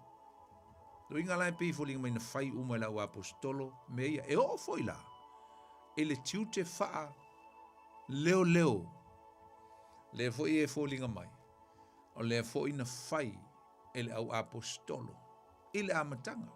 O la tau ia no la tau sia tangata, leo ina tangata, whawhanga tangata le upo le tua e pei o le matawha. Ioi whaaptoa lea le leo po le whaiwhau, la tau te whawhanga ina tangata i tu tonu o le lotu. E leo whafo, a tu tonu. Inside the four walls of the church, that is their spot. Me tau whaiwhau po leo. Le fuina whai e le au apostolo. Luingala. E se le maneia. O le tulanga tātou te wāwai ai. Whatoa whao ngā pe function i te leo ministry i le teimi ina ua tupu le kālesia. Wa identify po ua whai loa le ministry i le tangata e te tau o nga lue ai. A ngā lau apostolo ana i e lamtanga. Mati a kono lea e ta ua mai o lātou ingoa. Le nā. O le visiri. O ato finga mo to fia tono le kālesia le amtanga, o le tali, apostolo, ma le ti akono. A apostolo, no lātou whaia, o isi ministry po isi ngā luenga, lea whatoa o mai e le apostolo Paulo, ina uia tusia, i ana tusi, wha epistolo. Nā, a le whaasolonga lao favor, whaasolonga o ministry e po ngā luenga i tono le kālesia. E pei fōlinga mai lava. E mua lava le ngā luenga le meni o le perfecta. Mua lava le ngā luenga perfecta. E ui o le toina o le tangata e matua tu tono o le lotu. Ai alu se ngā luenga wha, for an example, church planting. E a mai e le tua le whaalinga i le perfecta i se mea o le amawhai o na alu e le o swainga i a pe whaatua i fo i se lotu. Masani o na mai ia whaalinga mai le tua e a mai i perfecta o le whengainga tuai. For an example, mai pasalo te fisili mai whapea ala se ngā luenga perfecta na whaila i le ekalesia. Nasa ngā luenga perfecta. O ngā luenga perfecta na whai le kālesia. Na lātou vālo ia ina mai le kālesia lea. They foretold, they look to the future for the coming of the church. na lātou perfeta ina, perfeta o Isaia, ma le perfeta o Mika, la ua ia. O le Isaia lona mta upu e lua, na ia ili fai upu e lua. O le upu whape le perfeta ina e perfeta, le wa vatua le tā ua ngā luenga perfeta, na lātou valo e ina le kālesia lea, i le aso le Pentekoso. Whamai upu o le perfeta o Isaia. O lo perfeta mai ai e whapea, o aso e ngatai. Aso ngatai la la winga, o le aso le Pentekoso na amatai me ta o the last days. Le na whanau e le kālesia. Mai o aso e ngatai, e o ina established. Le upuna o le wha tu mawina. Ia po le wha waina. E whamai, o ina wha tu mawina ai. O le fale o Iova i le tumutumu o le maunga. E wha maua lunga ina fo'i e sili i maunga uma. O na ngā solo ane lea i ai o nu uma. Nā la fui te perfeta mai e Mika upu la vaia. Le maunga. E whai e le fale o le atua. E leo tautala la i le. E leo tautala i le manu manu. E leo tautala i le manu manu. Nanga le manu manu wa lewa na iai. Lewa na iai le manu manu. O le teimi le whaatino a i le ralo anga lea. O le whaatino i le teimi muli muli mai. Ua whaatuina le e kālesia a Yesu Keriso i lunga o le whunga ele ele. A ua mai i ai tangata la tau te fia maua le wha o le tanga Yesu. Lo lofi mai i ai tangata e o mai lava le teimi nei. E lo lofi mai i ai nu uma lava. Perfeta foi. Mai whamai isi o perfeta e ma tele lo la tau ministry le whengengi tuai. Yes. Ai awani ngalo le whengengi fau. O Ioane el Baptiso le perfeta mua lava le tua. Perfeta. John the Baptist was the first prophet from God. That he came to proclaim and herald the world for the coming Messiah. Na ia sau e fola ma whailoa mai. Leo o mai o le Mesia i se teimi e leo toe mamao. Ta pena masauni. Ia le ngata foi le tono le kālesia nae, na ele tusa ngā luenga mta o pesul tasi na ia se whaiupu e lua ono, lua fitu, na wha mai e perfeta na o mai tutonu o Jerusalema. E o i Anetioka, na ia le perfeta no ia akapo, wha mai na ia vavaloina le ongi o le ao o mai ile lololangi, pa whaitau i mta o punga e suma le tasi. E for perfeta ngo ia ana le whengengi tuai, na ia le tusia luka o lona mta o po e lua. Nō whai po e tolu ono. Lo inga na iei fo i perfeta i le whengengi tuai, le whengengi fau. E na lātou valo i eina. Tātou te fo i la le whaasolonga o whaanga inga o ministria. Ia ele whapea fo o le in sequence a whaasolo e whapea na sometimes e pule le anganga o le tua le mea e whios whai e le whaanga ina. But o le whaasolonga le o te loa ui le tāu o tele. E mua lava le perfeta. Whai le ngā luenga le perfeta. Perfeta e alu i le au vai maunga e whatali e le whi au mai le tua o na saulea mo moli mai le nuu. Tātou o sawhai i le mea lea, tātou teo le lau lele, tātou teo i o lo i le mea lofa mai le tua mo lumanai. O na so e lo ngā luenga la apostolo, e alu la apostolo. E siaki le lau lele, e wa ai le lau lele, e observe. Po le ale teimi o le tua, le a foi le a oita ngata, a oi foi o le a watu whawhai au ai le ngā luenga, me uma whapena, e alu le toi ina e feel le, foi le discern, ia le nofuanga. Ia o naftoa a watu ai lo le whaifi au. Na ufa atu le lotu, o watu lo le whaifi au. O atu lo maisi ministry manu losi o le a whaiaonga, o le upu. Pa leni ma le whaifi au. Pa leni ma le whaifi au e, whawhanga le whaifi au. Ia le kālesia whatoa amata, ai o le whaiaonga le upu ina ia malama lama le upu o le atua. Ai muli tua i tua le whai evangelia. Ngā latu le whai evangelia, ua ready le crusade.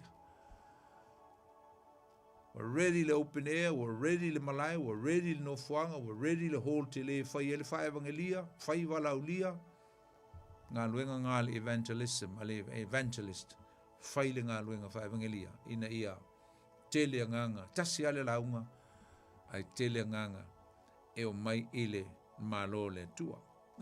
Na, e au ni ngana, au le foi la ua, whabi pia tulo e malti akono, oka le mātango fio se kalesia. Ai pa leni uma, ai ei uma ministry, all this fivefold ministry function in their own ways, and as well as deacons will come in and play their part. The physical side of the church, ole tu falitino, ole kalesia, manea, pa leni mea uma, pa leni mea uma.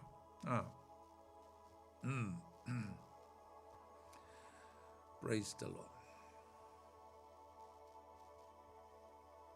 Na leo lua e whawhita auri tono le kalesia.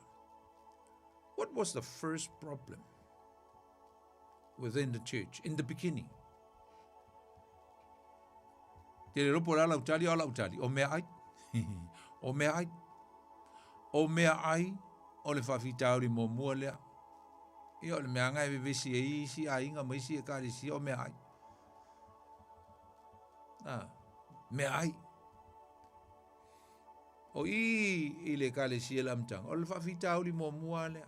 Ia atonu na. Ia inisi issue la iti ma mea na tupu le fite nai, some little issues and frictions between the apostles and the leaders of the Judaism. But this is the first inwards problem of the church. Olea, kawai misai mea ai, sen makanga asi. Na whamai e al tātou whaitaunga. Whamai ua au mai fo le avea i la o apostolo. Se olo i ele mele tupu, o le mea o tupu. O tele le mui mui.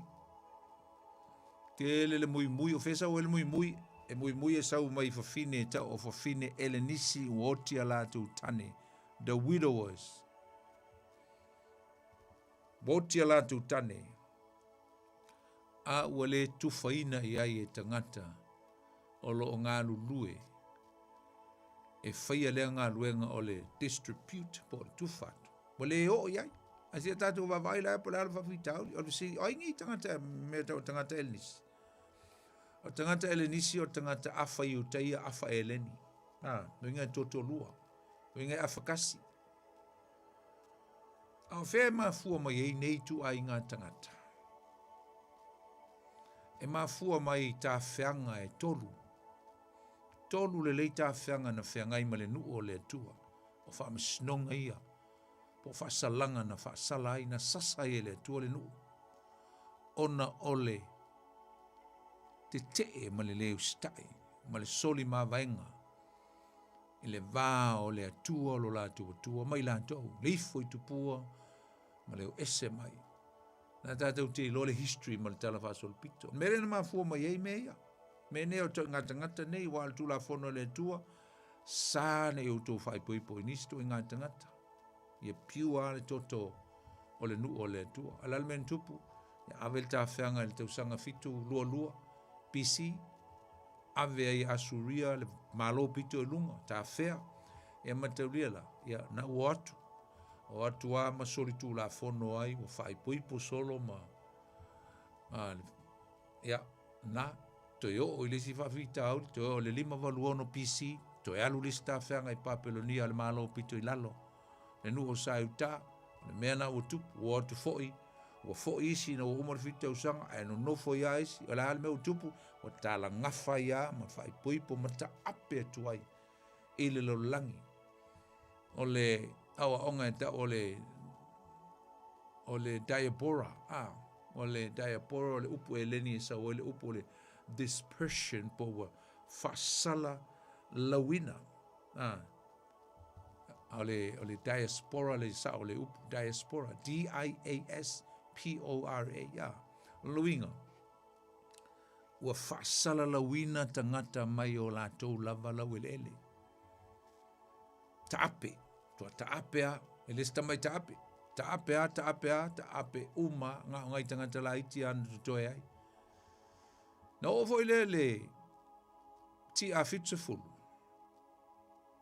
Ti a fitsefulu luinga o teimi wa iluma mai o Yesu. Ia po uma vai atu foi Yesu. Ti a fitsefulu sa wal te au e ngoi a tito mai Roma. Masu sunu le ai ta lepele. Malu le tua. Malu ai le diaspora lona tolu lea. Ta ape tangata. Ile lalo langi. Le sala laula leo tangata ia. Le lana. Ta ape ai mano nofo solo ma talangafa solo i.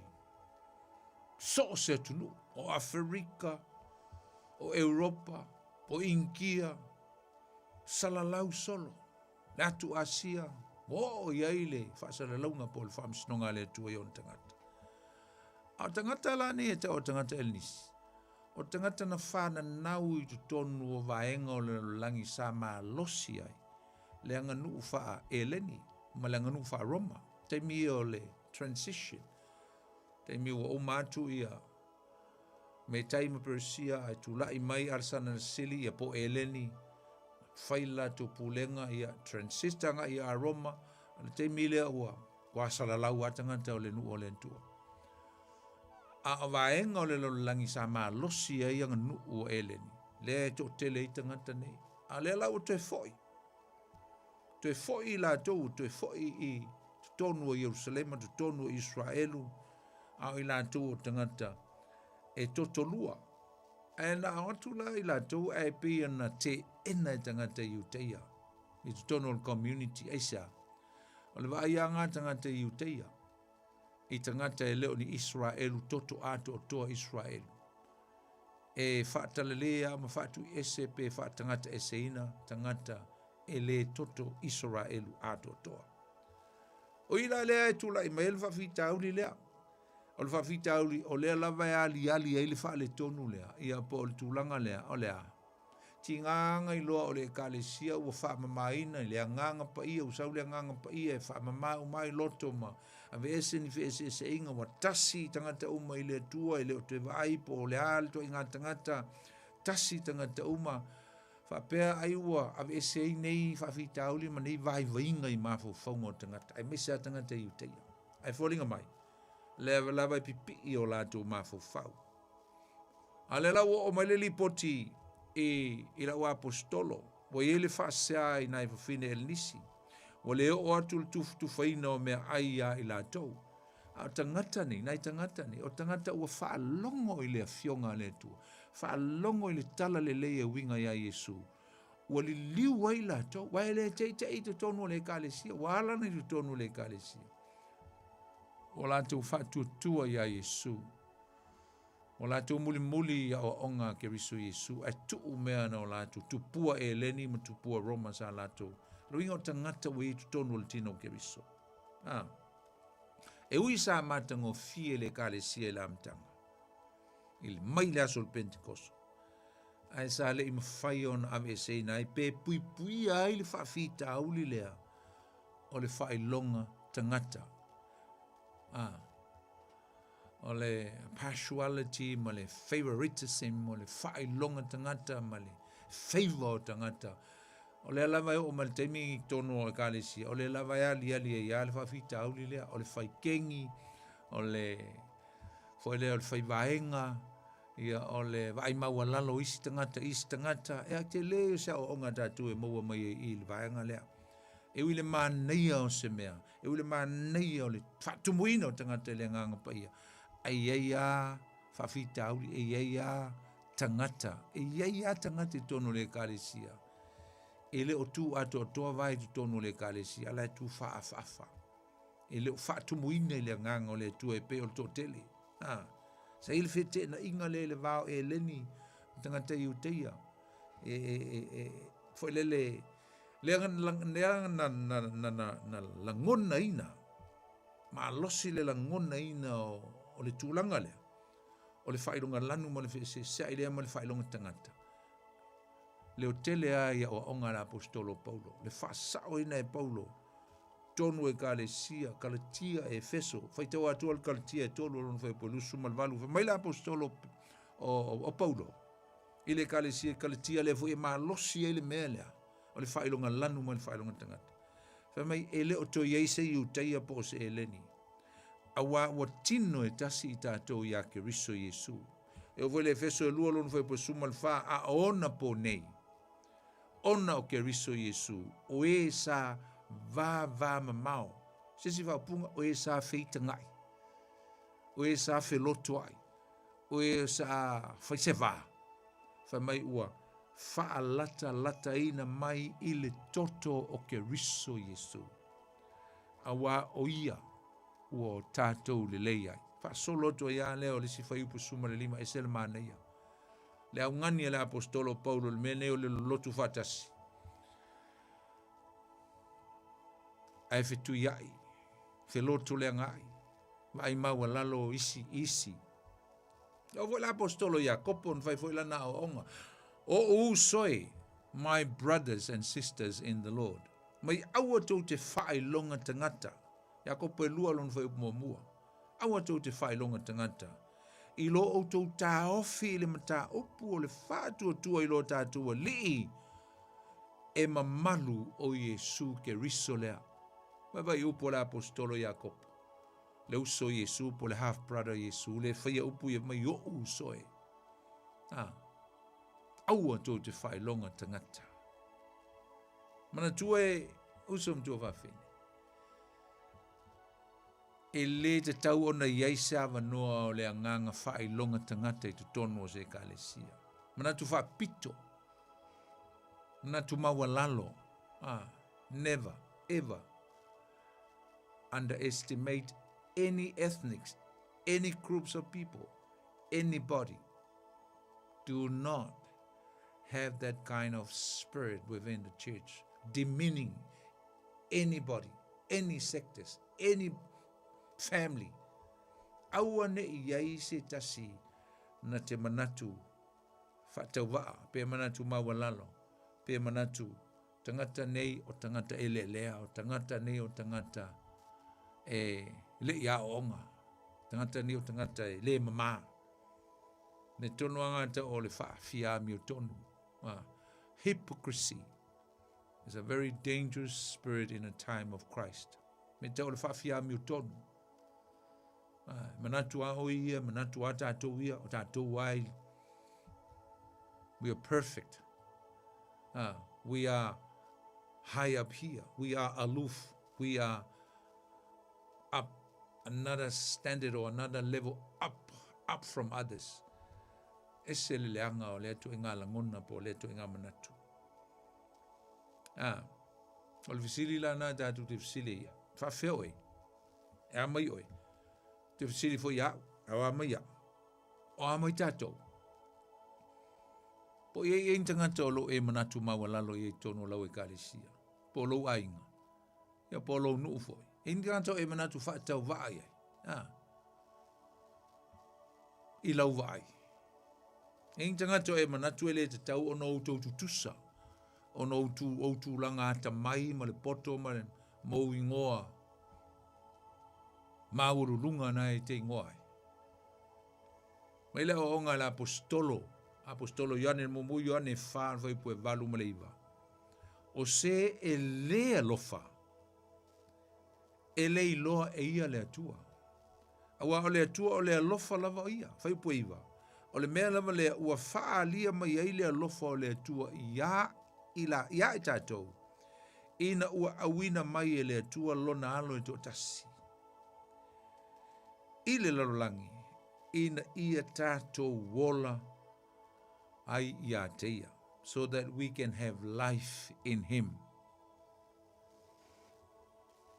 Mana mi o tātou whaalawhani ma le loto e tasi. Why? Aisea, langa e tasi ale ke riso. Tasi le alofa, tasi le whaatuatuanga. I tonu o le mea, i le whanau o le atua. Ia, whawhitauri la. Tu whaino mea ai so whaiso, ai le la bebe ai nei whawhine ia, e wakuala uli a passing ai whawhingi. Ai le ave e ni me isa langa e vai mawalalo iai, langa ino iai. Na ele mta upo fa, no foi to sumal fa, to sumal lim sa tātou, le umuta tu tala no ai. Ele tulanga o le fa tua o tangata o le kale sia sai ai. Fa tau la tu whanua. Ame tupe. Ia ma so swani tangata mātitiva. Le ala ue tupe tono le kale sia. Ai elo del tununga o nisi nei o tupe. Lea ua fa tau ai mea ai. Am tango le kale sia. O tele mea ai. A le ala ua o le taimi o le atufa ai mea ai. Tufa ai mea ai e pāleni tangata uma. Tangata mātitiva. E tauna wa ai to toa ai. Ai tufa atu. Ai le la bebe ai nei fa fine ia. O whea la le lofa. Whea le whatu muina le nganga pa ia. Na, o i tonu lava. O tātou vai ai le whawhitauli matu iali tonu le kalesia. Ma o se whaano noanga ona sai loa i tu tonu o le kalesia.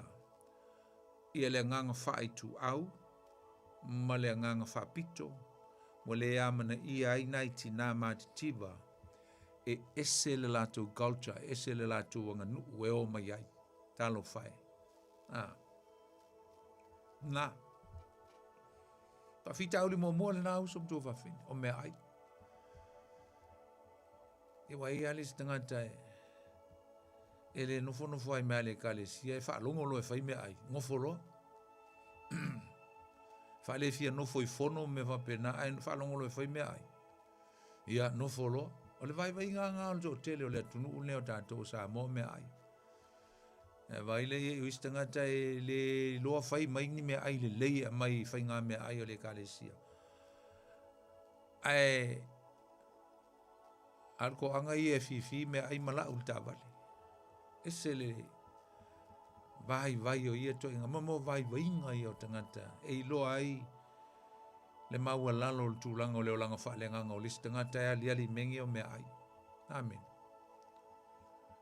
Sa umale whaarif pakeka ai alu male. Male a fisinga a whasikalo le. A whai ele whai mea le lei. Whai ele lei a whai e te fia teo semi talo. Whai la le talo. Ai lor sa umale pakeka ai alu whale ma kalo kao ma mea ai le lei. Luinga la. Ole vai inga lea al tōteli. Te lo whai atu o nei. Tu si atu lo lima i sisi e kalesi. E whapenga fol mako e kalesi. E ilo ai alwai vainga nge. E iai a tangata. Alwai vainga lea mo mea ai. E ilo le vai tele. Vai tono le kalesi. Whawhita ori mo mua lea o mea ai. Ai ui mea ai.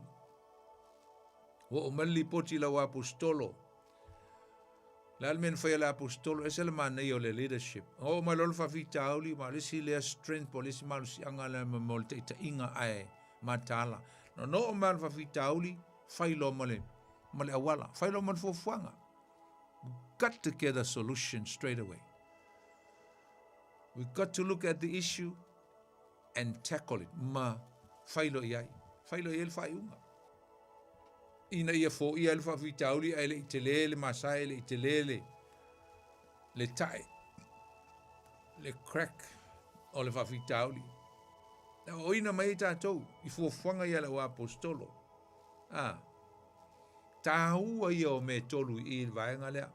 Tāua ia o apostolo le kalesia. Aua ni tupu le whawhitauri le langa ia whaina le kalesia. Le ngata lea tāua te leo te akono. Vave, o le whawhitauli lea.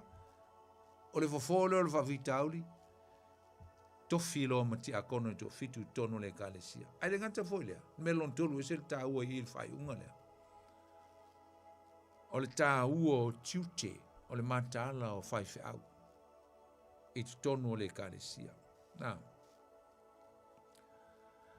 Au tātou ta ua i le upu lea whai whiau. Ia wa le sau i le lisi lea. O le sau i le lisi lea o ministry po whaiwa. El tusi e whaale na whaitau ina e feso upo a Paulo. E nai sau i le upu o le leo. Ia mataulia o tonu ia o onga lava la apostolo Paulo lo tele ai ia ingo ese o lo whaongai ave anga il tangata o lo tausia le lafu mamoe. Nei te o ta ua tua sisi ingoa ese mai le whaiwhi au sistemi. Ia nga e confuse lea mai le mautonu wai. O isi ingoa e ave i whaiwhi au ia o onga la apostolo Paulo. O le ia o le leo leo. A le tatu te whaingo ino le whaiwhi au ia po le servants. Po le au auna. A o isi ingoa o le epikopo. Po le epikopo. Epikopo. Ia o le si fo ingoa.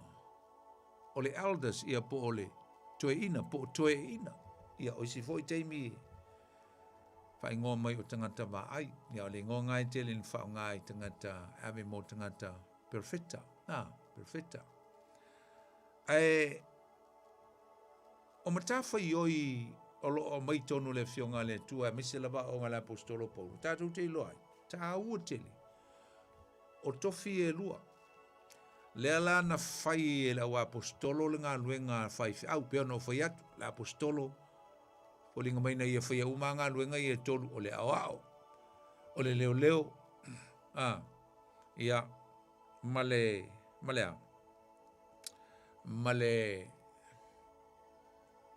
perfecta. Le elo perfecta. Male fa evangelia. Fa evangelia. Male fai au. Ngā luenga fai au. O mata fai oi po o meka o qualification na raulia. Ese le taua. Wa lua lea. O le fai au. Le lala fa o ngā le upu toe ina. I tono le kalesia ia po ngā luenga faa. Fai au fa leo leo. Mai fa lata mai ai le teimi nei. E fa fai ngofia un tātou malam mai le tūlanga o le teimi nei tono e kalesia. Ave ese le upu apostolo. Fai stile langa o le tofinga ngea la apostolo. Ele so na fai e sisi. Ele so na ele kalo e sisi to finga ngelo apostolo. Mkau kier kele. Ya alwai temingi. Si pe uta alo i tangata. Ki maka whalong kunga wa apostolo mai lea, wa apostolo mai. E ia tangata ele va pe ele tauna fai. Ai tangata e tala fea ngai ai. E foi tangata.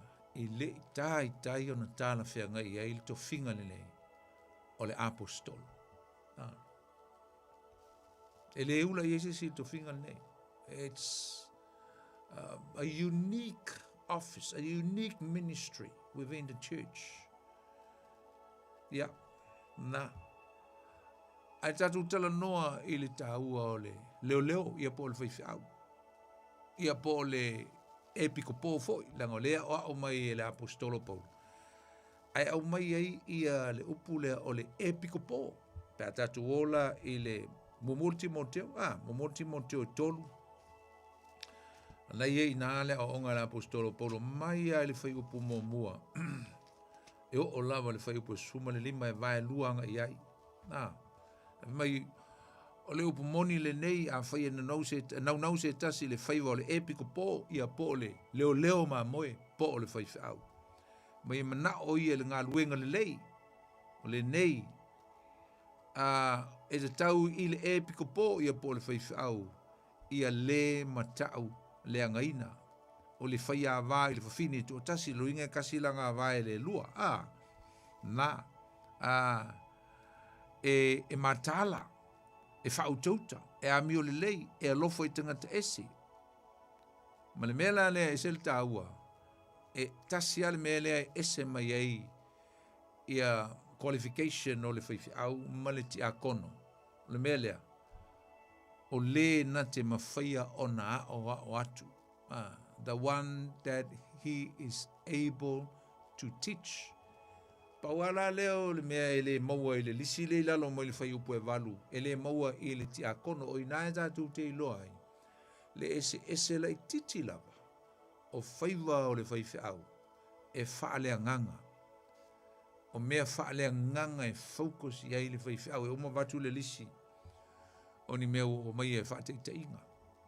Ese mai le ngā luenga ale ti a kono. O ia e ngafa ma le tu o le tino o le ngā luenga. O le winga o le upu ti a kono, sau mo le upu e leni o le kaya diagonos. O lona winga o le ruto le upu le ese le maneia. E sau mai le se wha upunga e wha pea. Kicking the dirt. Po le kiki o le palapala. A kiki le palapala. E te vai e sau le pefu ma le asu. Foi le o le pefu, o le ele. Ai o I e wha te tauanga I eili tūlanga o le tangata au auna mo lona matai. Nona wala au o le matai. Tole. Servants, au auna. O le vave la o le momoe po le oso mai ele. Wala ngai ngalui. I te lea inga ngalui tua fale. Whai ngā lue ngale. O lona matai. O le vave o le momoe mai ele ti a kono. E sau I le wala au lona matai. E pe na te kiki na haile palpala. Pe a e sau foi la. E tu atu le whai to olo tu mai lona matai. E palpala. He's dirty. E palpala. O lima o le au auna. Ta pena umalava I ele ngā luenga. E whaatusa I ele ngā luenga. E whaia ele ti a kono. Amen. Pela te whaalongo I pia mātu ia e pia o se ele o se mea maneia. Ai te lo e se le maneia. Nango le uinga le nao lea o onga a Yesu. Mo le tangata au auna. O le tangata e loto maua lalo. Tangata e ngalue mai lalo. Tangata e ngalue leise leo. Tangata e wala aua tulo na matai. E saule atoa. Ai saule au auna e saue. Sa fufulua vai o istangata. Nei palpala. Servants. Le au auna. A Yesu Keriso. E whapena. Ngalue. O le oinai sa wele winga o le upu le au auna. Po le upu ti a kono. Lono winga o le tangata e au auna. E servina. Ai fo ile si o na winga lata mai. Sa u mfo ya ma le upu le tasi. Ai whapea o le upu o le waiter. O le waiter. E mate mo tanta fo ia servinga lau ai latu tono le falainga e sa fo ia sa le waiter. Mo me waitress. I mai tangata ma le api ma le peni tusi lau. Ia ngole o serve mai le lau. Pena se tulanga o le ngā luenga ale ti a kono I tono le ka le sia. E ngā lue le tū le tino. E le fia wa me oso I le ngā luenga le whaifi au. E awa ne ngalo ia I tātou. E a mata mai tua I le fufulunga o le umkuka ma whaimea ai tua le umkuka ma fufulu le toilet vane le fiafi. Ngā lue tua le ti a kono. E iei teimi e whaea ina ai wai a vai ma whai ona wa aile whaifi au lana ngā lue. Ona watu lea e ma whai ona ia au auna mai e whaia ngā luenga wha lea nganga o lo whaia ele whaifi au. O le wha te teinga. O se te whana. O le au auna sa tufa mea ai. Ai o atu I le mta upu, le afo le tatu mta upu lea, wala unga. Ua wha evangelia. La unga le mga alama tau ai ai tangata mauti ai. So, the pastor or the leader or the bishop will give the authority according to the servants, the serve of the deacon, and see if he is eligible.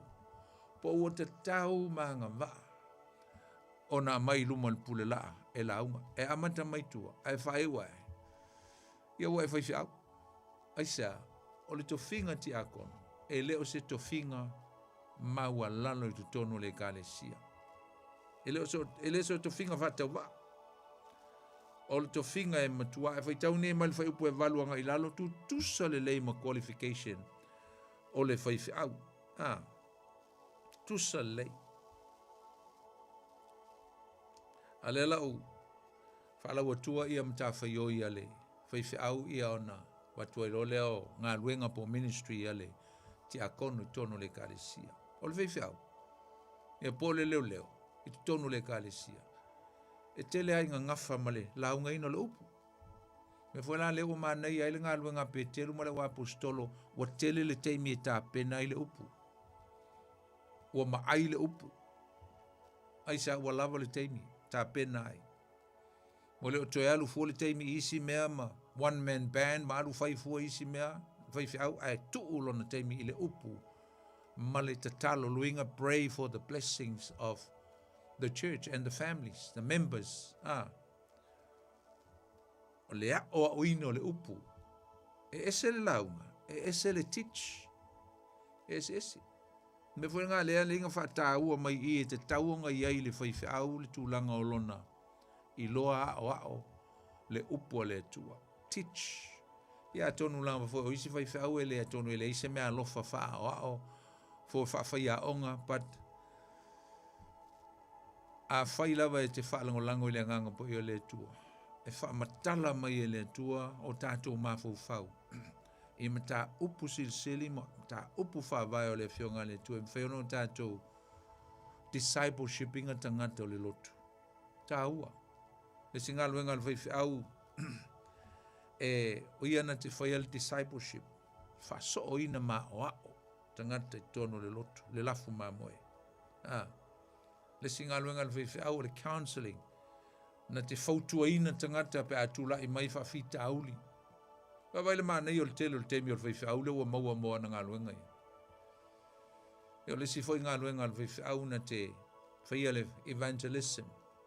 O le loto al whaiwhau ia maua nganga. Maua nganga. O le tatalo le si mea te aua. Pray. Le ngata foi lea o le equipping po lea o tawina o tangata. Tono le loto. Mo le ngā luenga. O tawina I nei ia. So o mai le successa pe iei taitai so o mai le ngā luenga. Alai malolosi mai lo whai le ngā luenga. Ia mai sia mea pe ole share le vision le lotu. Tele o mea e whai ele whaiwhiau. Ia asiasi tulanga o mea whapena. O anga luenga le diakonos ia pole au auna. Ia le ai o tupe o le administration. Ai tupe le lotu ia awane isi me whale tonu. Tāpenei no mea tau mafa. Ai le whalesa, ai le me whaele lotu po le lei, ai e whamalama o le lotu, ai mea oma. E ngata I leo le tufa mea ai le. Mo ainga ma mea uma whapena. Whamamaino no whanga ma mea tō tino, ma ai mea tō tino le lotu, be a good steward. Ngā luenga ia ati a konu, awole fia oso I luma le pule la, ai le ilo sir mai tua. Palapala mua, kiki mua le palapala ona. E sa waila ia le e popopule la, ia na maa nei a leo lau popopule la, pia whaina e loa. Palapala mai le mkuka. Amen. Ia, te lo tatu umana amata mai ti akono. Amata mai o ngā lulu e wha ti akono. Ai tusa malou. Wha mahoni le atua malau ngā luenga, malau au nanga. Wha e ina o e le atua. Pea whai o lo wala awina o le whai whiau. Amen.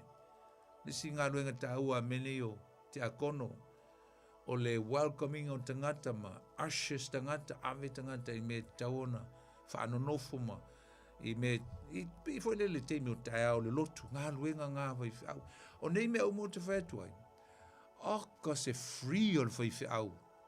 Oka se sa o loto o le whai whiau pea whai e mālama lama te akono le lato ngā luenga I le tūle tino.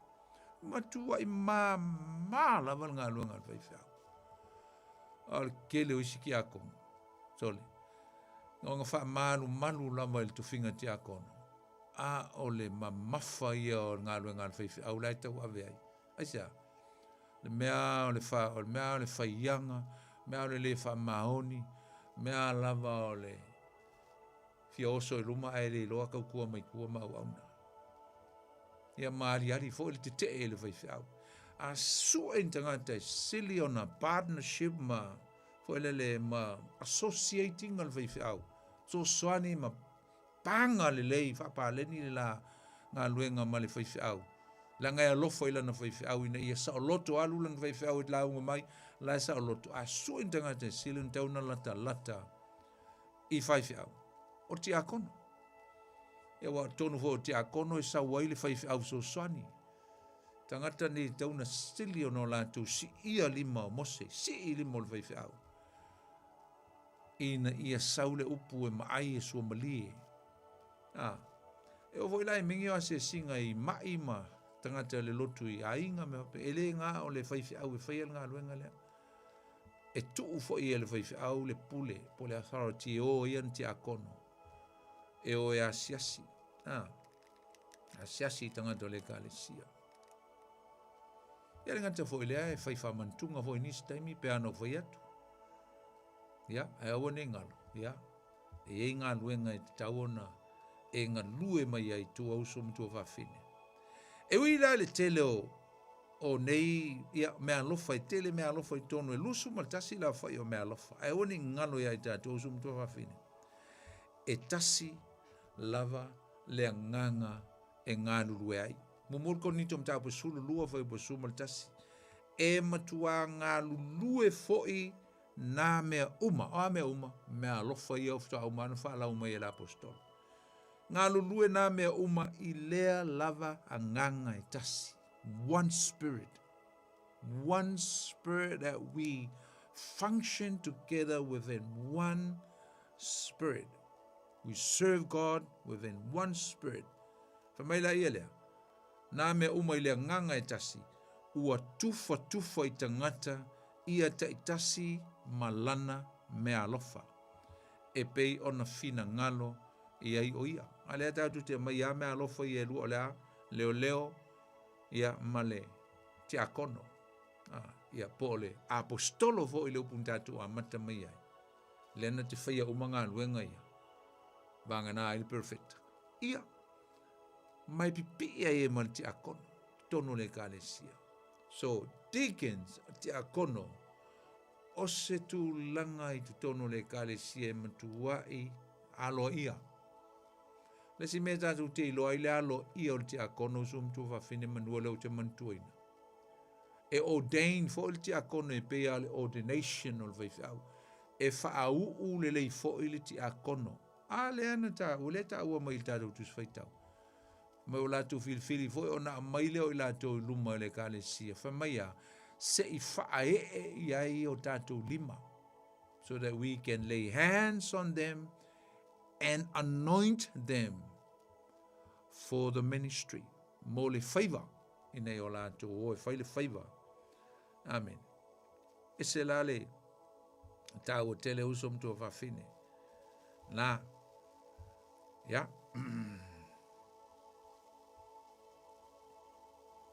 E maululunga mataua nga vaa o ti akono. I mantua le lei, e le whapeo le itu, o la taua o le itu, le tino le ngā luenga ti akono. O na whapea lea e whatau vaa, le ai. E le whatau vaa. Ngā luenga ono no whai upo e tolu leo no whai tau ina whamai. Fili mai. Pick out from among you 7 men of good repute. Good reputation, full of spirit, tangata e tau le leia, tangata e tumu i le nganga o le atua, tangata e le poto, whamai mō tātou, whae e atu e le nei whaiva, nea le whaiva o le au auna, diagonus. Amen. Ia le li. Elna, ia, a vaila ia in tātou, vaia lo le tāu tele o le, e si afa o le tātou mta upu le a le whaitawina. Stefano.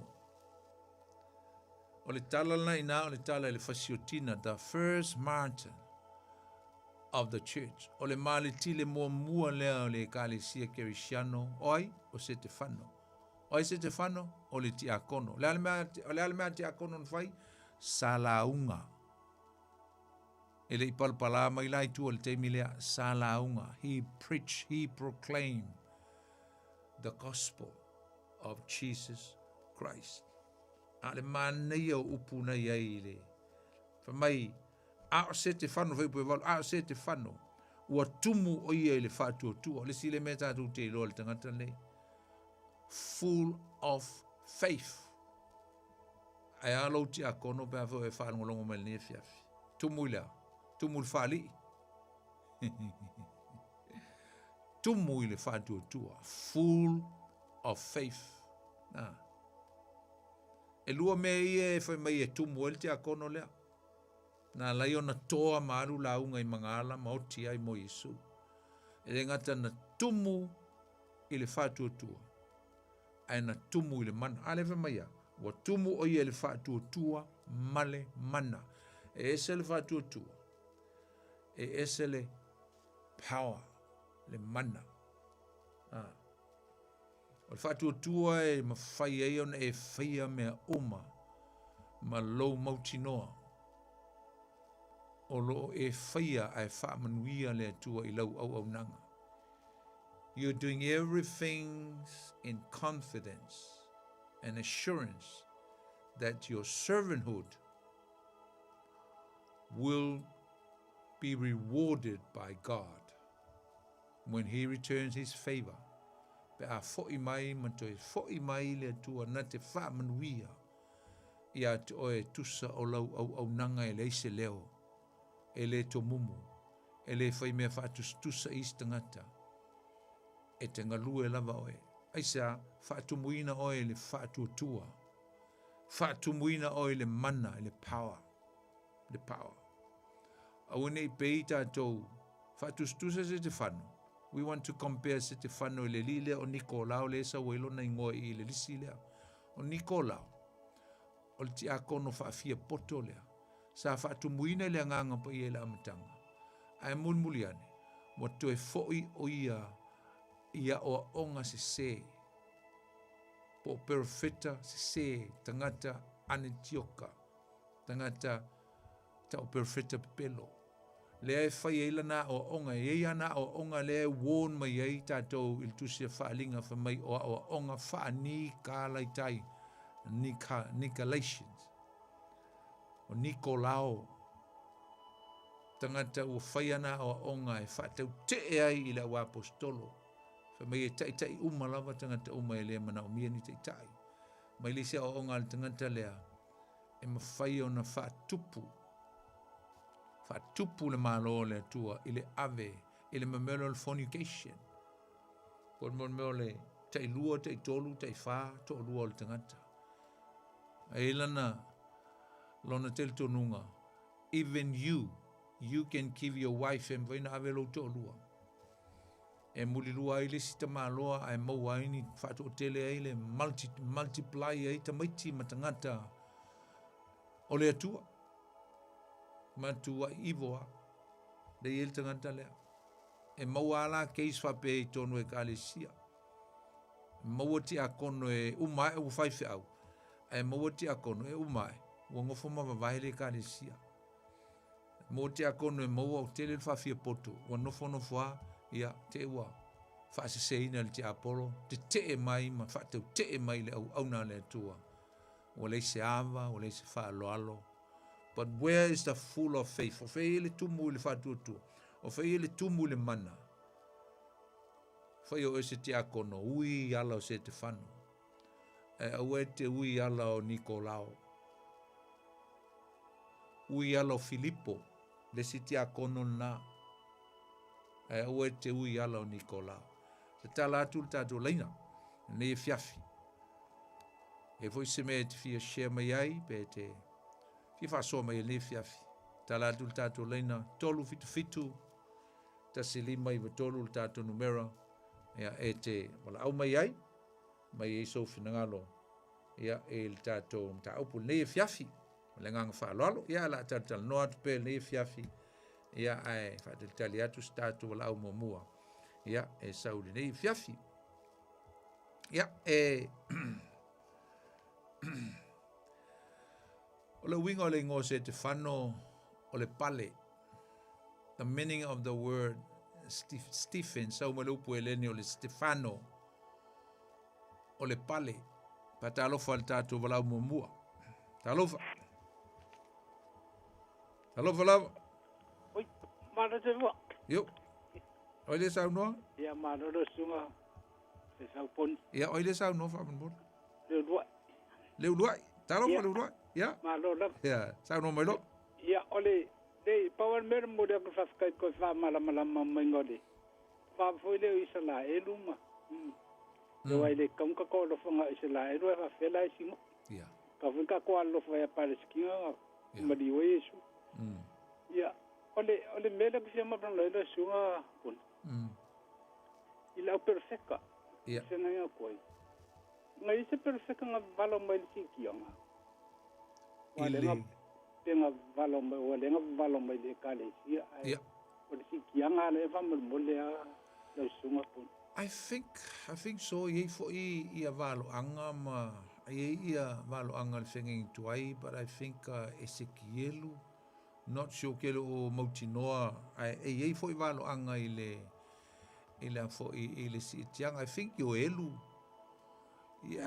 for le Yoelu mta upelua nga e lua le valo ia ino o le fio mai o le nganga ia ai fai u i me fa apol kalifa male ma le fai un o le mta upulena but elo tel tonunga e o nai tu tonu fo yo le fenging tu aile valo ia ino le o le afol sitianga o le kalesia de lua.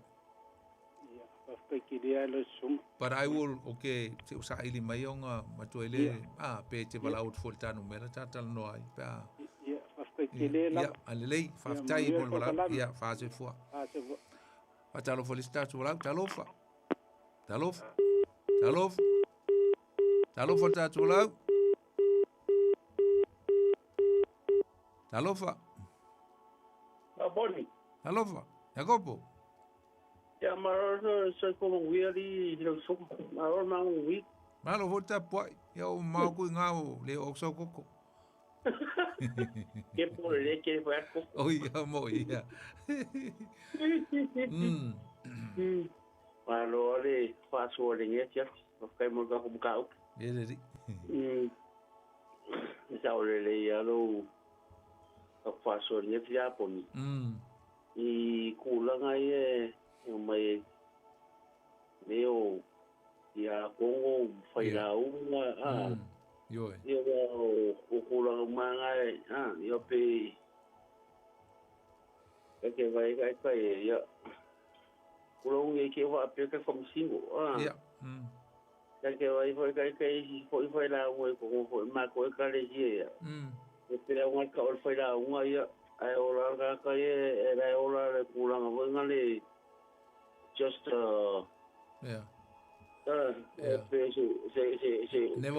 never walk the talk anyway ai no foi lá com essa voz de e olha de orang uma que mesmo aí se para foi isso que sai de foi que um pai de tua deixa eu ir com nga que falam coi faz o mania a me mari de esa oro que faço e me ai yo sabe de ya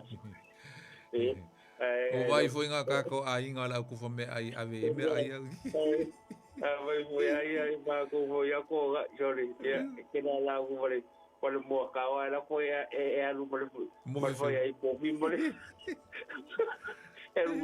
era um que era o velho aí isso eu coloco aqui o velho era o para ficar o velho era como feu era um mo malo check ui kai vou com lá me ir se piponi ele tai la bala ngolong mai foi que o como kilo foi a peça ai vai vai hoje que me eu olhei a ver que foi algo é como os que me la cura e mai eu olhei que mais ei tic olha longa ko ya ko ya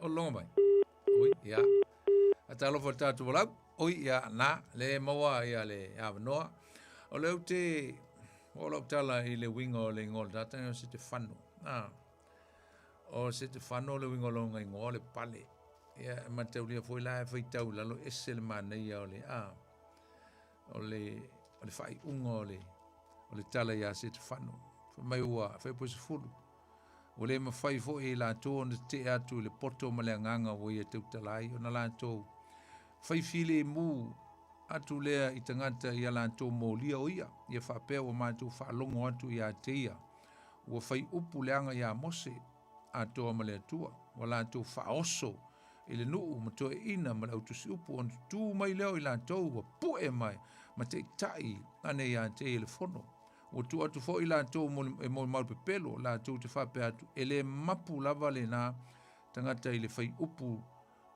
upu leanga i le nei mea pa ia ma le tu la fono.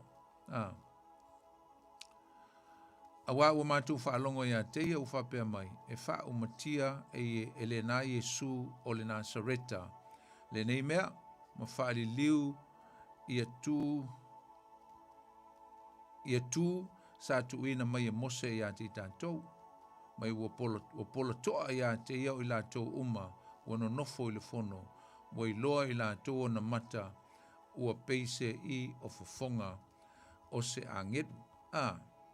Ia, le na, e whaitaula ia i le mta upu fitu. Ia, na avo i wha wau e le tala ia le launga fo ia sete whanu. Ia, matau aia ia e tangata. Ia, mauti ai. A le winga leo lona ingoa. O le pale. O le otia a se te whano le na oti ei, o le oti wha mali tili, o le ave o lona ola, ona o le wha tuatua i ake risu Yesu, ona o le tala le lei i ake risu Yesu, ave o lona ola. Ma teuria i ele meta o le pale o le ola, e 5 pale o lo tau o le tuspaia. There are 5 different kinds of crowns within the Bible. Mua, the crown of life, o le pale o le ola. Nai maua i le Iakopo mtau mua vai pa suma le lua.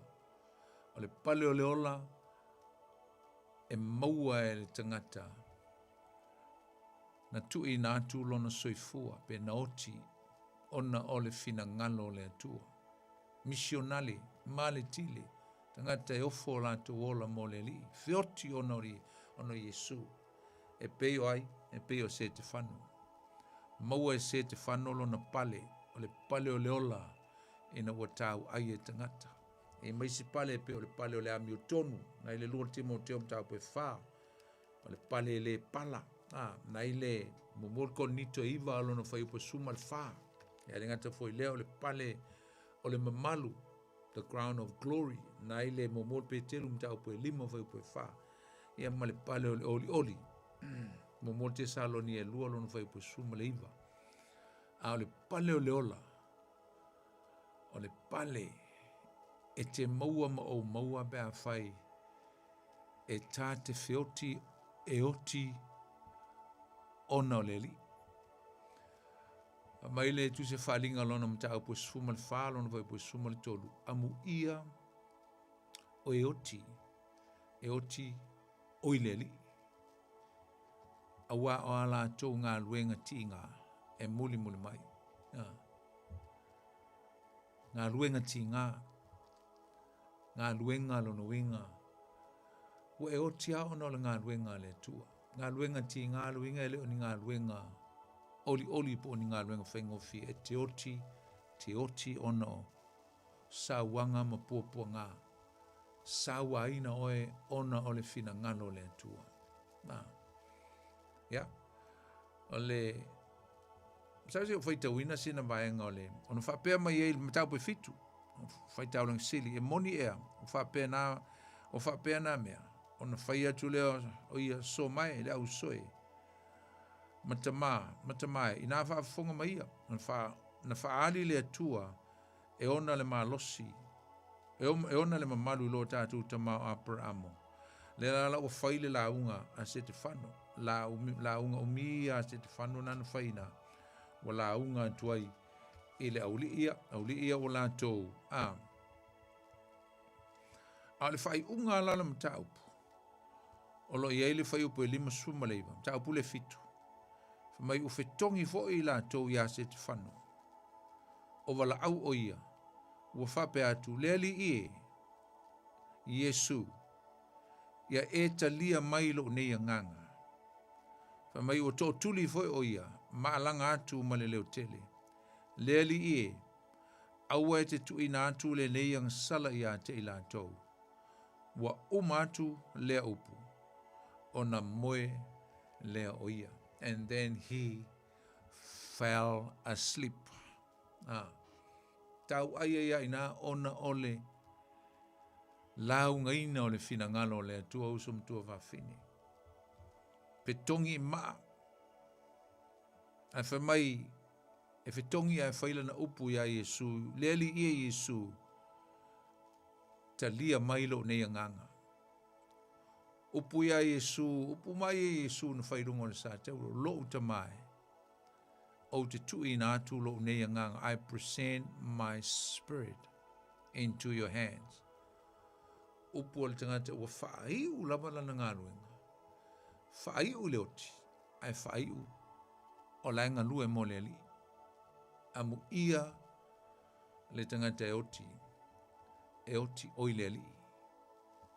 Awa oa o tō ngā luenga tīnga e muli mai. E whamanui e tele le atua le tātou maftanga le fiafi. Lau whasausaunga le fiafi e mese fō lau whanongalonga mai ia. Ke lo leu sau tātou walau a leu tau wha umatu le tātou mtau pusau. Ia, whatalo whātu le tātou walau mulmuli lea, talova. Talova. Oi, ia. O ngai ola mai le kio ia fa malulu atu lava ile le wo kape ile avo el tatu balaule ia o ngai le wo kape le kio oi o kape oi le sauno mai o ansi oli ia sauno mai lo manu le to tasi al minute le to oli sorry o le kio e tonga me le se kio e kape aleOi mga ngayon ka ukuwai pifo makole o misfo ikale afo mga mia susutuan ya me papkaile tu ka kialo ali lokung pai ka ulanga ya la ya ka wa te ale isa ka commitment pa la ilo pa se ule sa ka vali ia pa le le ya luai ai va taile lo pole tu polalo ko polonga di mga misu soang di wa ke le ka nya wa va ko ke le Australia o le ye ia o e vola to pa da ma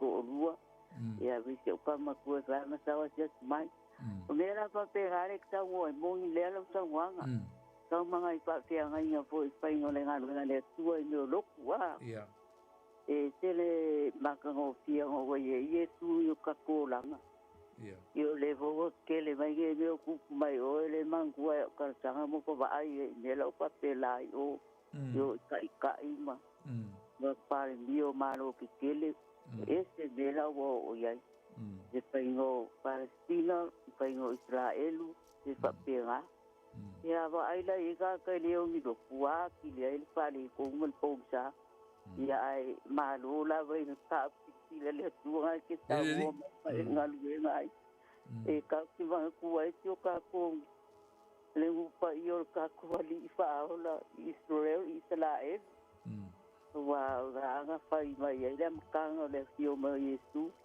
ya we ese bebe yo que le o ya le ta le ai pingo le ma se yo si e ongo pa post mo ko ki kingdom a sai mo malo le tu mo ki ngamla mi ko o kere ka ka se te awangi top te ta mo TV mai o nei mo ku o le tu okay okay fa ka ya ba te nga ko le tu ya i ka ya ka sanga ke lo ko o ye wo ka ya i le o sa ye tu o la MT2 ya ke lo creano la lo la ni o este ka fa ka wa ki le ke lo ka pi tau ka pasa mo ba lo ku a lo tunga pa te nga ya le ia fa mo mai lolo fina ngalo oli langa le o malta taimi ma lo lava ia fa storia ku ko ga video le yo Ai tu fila foi le vai aso tato por clame. Ai lo fatele atu ya tu tina. Ia, le kariko la la ka le top ka o o pasarin ka wai ma o Sikfang. Sikfang ia. Papengar mele mo wai kan mi wai ri ku pale nganga papengar ka wai mai ma ra kle lo le ile ko longa mo lo papea le sapere se to son mai po ke ba ile po ma ana e malu la vale lo le At fila il vai as fo oli. Fila il vai as fo la o mata taibi. Ia sorry ia pa manguia. Ai so fo ia mo nei taibi. Ia fa ia so fo oli. Lo fa fa tailo man tu ni tu mau pele vi nga ya toe. No ma tu te mai langi.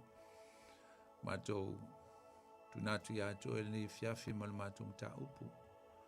Ma tu fa longo ila upu le tua mai fuini o onga ya nga mo ma tu. Ma tu ola au na ya toe.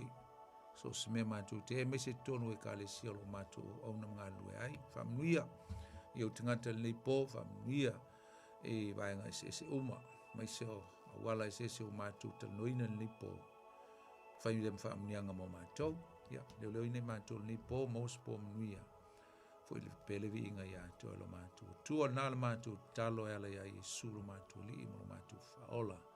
Wala o tu ai. Amen.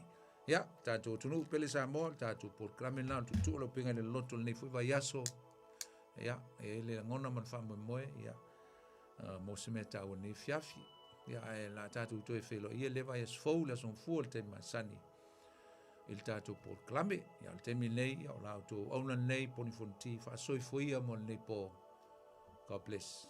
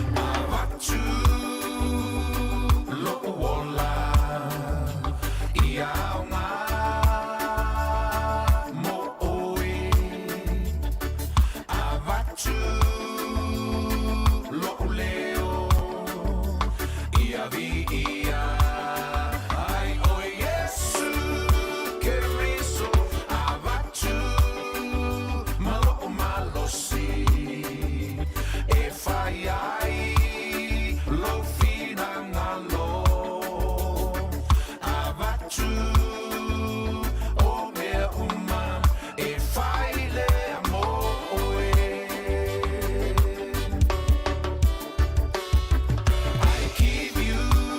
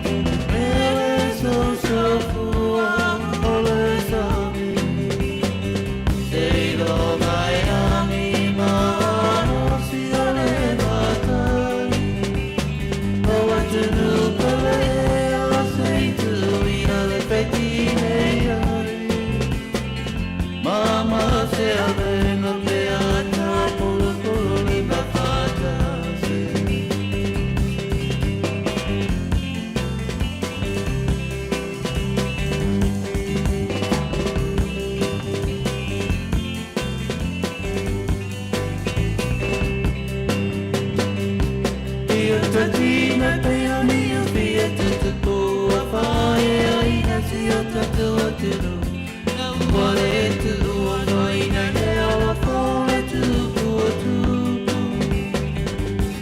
Ai soi ai te whai whai upu, ai a moane si o tatu o garu. Mana tu a whai na tawa e mawa e si o na fu.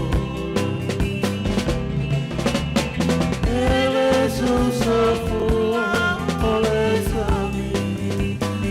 Sei lo mai anima no si ole matani. O te nau tala e a sei tu i ole petine ai. Mama se avenga pe ata polo polo lima fata.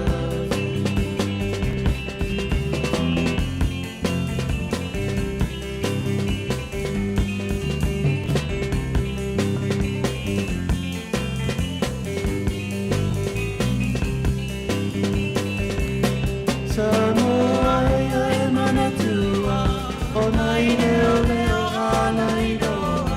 Ile pui puina, o tau ala la whana. Ai a hoa tu sui suena, aua e o soi lo wita. Ai ngā loia o elei o whipe a pulu mena. Awelo tofi e tua e ama fua matanu. Me fua ma o sarona oe o le puna le panona. I leo leo e o Samoa, pei pei a o le nai noa nau tau tonai. Leo tia whai mapine o si o tofi. Ele so so fua ole sami. Sei lo mai anima no si ole matani. O atunu kole e a sei tu i ole petine ai. Mama se avenga pe ata pulu pulu lima fatasi.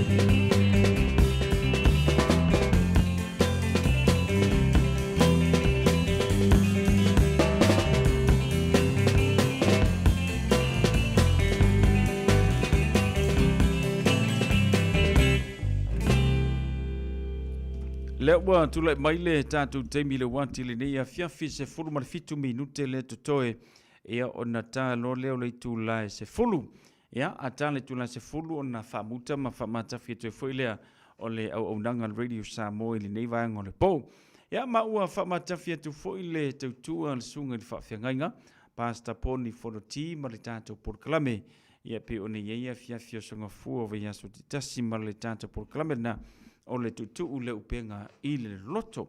Ia, le fo ua tue te liu mai le whainga malanga sunga le le i a whiwhi au. Ia, pei ona a nga i tue le tātu tunu o Samoa nisi o fufuanga whale kalesia. Ia, ai vi ia le lofa malanga le le o le tua whapena. Ia, ona tue te liu mai maota malawa ma fitua ma le whanau. Ia, pei ona iai. O le tātu porkalame le nā o le atu e fwoi me le asunga fua o le vai aso a saupe a tātu maulia i se ola ma se malosi mai le tua. Ia, whaapena fuina anga le leile tua i lana au auna i le tui te liwa ati maota malawa pui pui mana vea ilungo awala. Ia, maua foi ia se mano longa o le nei a fiafi. Ia, ua fe au mga ruenga mesio fufuanga o le whai unga o le niva yaso. Haftai atu la te umalawa pia mafuta mai pasta kupa fui le ngata foi le pasta Ioane Tamali i le pua. Ia, le mau malitantu tautua pendi se ta'vili. Ia moana whaatano whatu maloro se fumanuia. Ia ma tesimo pola poching. Whaatano whatu. Seu pepe awhata ma seu maloro se fumanuia. Ia le ngata fōilea o le totelo nei e tātou mō. Ia mana ia tātou paanga pi ona whatasi mai. I le neivanga o le fiafi. Se fulu 5 minuta na tāle o le tāle o se fulu tāne se fulu. Ona whamata filo le tātou proklame. Ia ma le tātou wewevanga i le nei fō ia fiafi.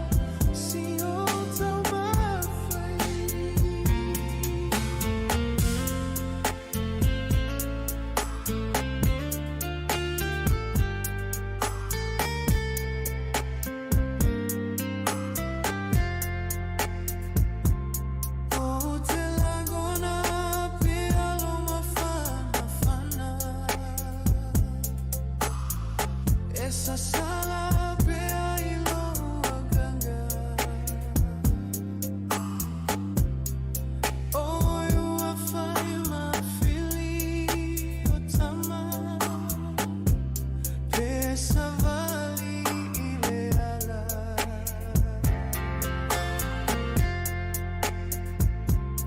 Oh, te lagona pea loma fana fana. Essa sala pea i loa ganga. Oh, you are fine, my fili o tama. Pesa vali ile ala. Sa e malu i loa lofa.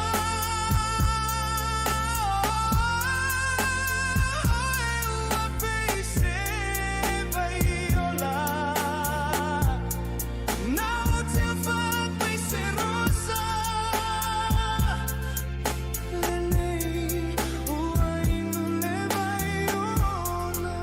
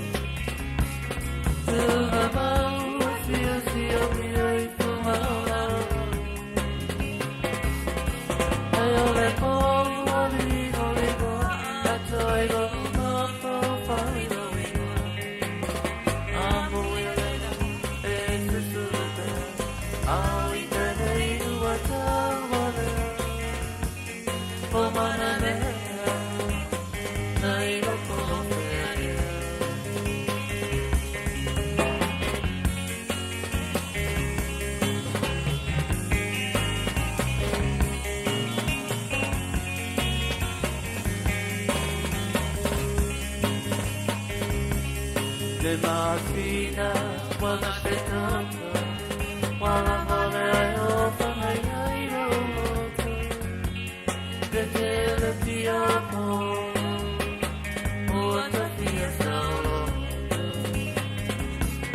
tu na mau si mi ai tu maula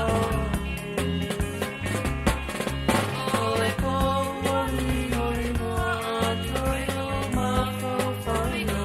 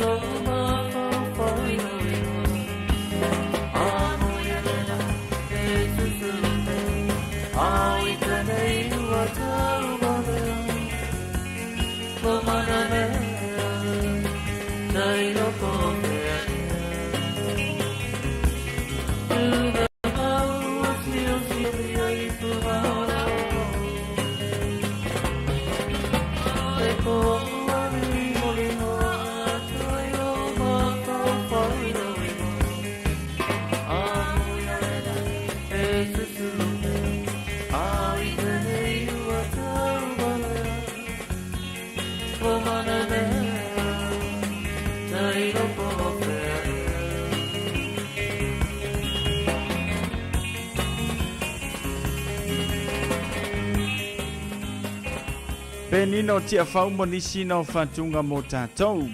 Fatalo fatu te Vinci Leona te whaftaile fatasi maili nia fia le tātou Port Clube. Ina watayono minute ona tā leo le tula se fulu. Ia ma o le tawalunga I fo ili nao le tātou tautua. Ile nei fo ia songa fua. Ia ma mano longa. Pe yona fia nai ma le tātou atinu.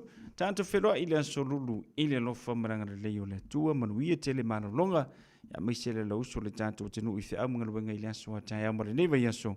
Ia nga leo le tua pui ma maua pea. Leo la manmano se whaawa wai pea fe au ma tiute. Pe ona masani ai. Manuia tele mano longa le neipo. Manuia fo ia fe au mga luenga. Ile ne fui vai aso faso I fui.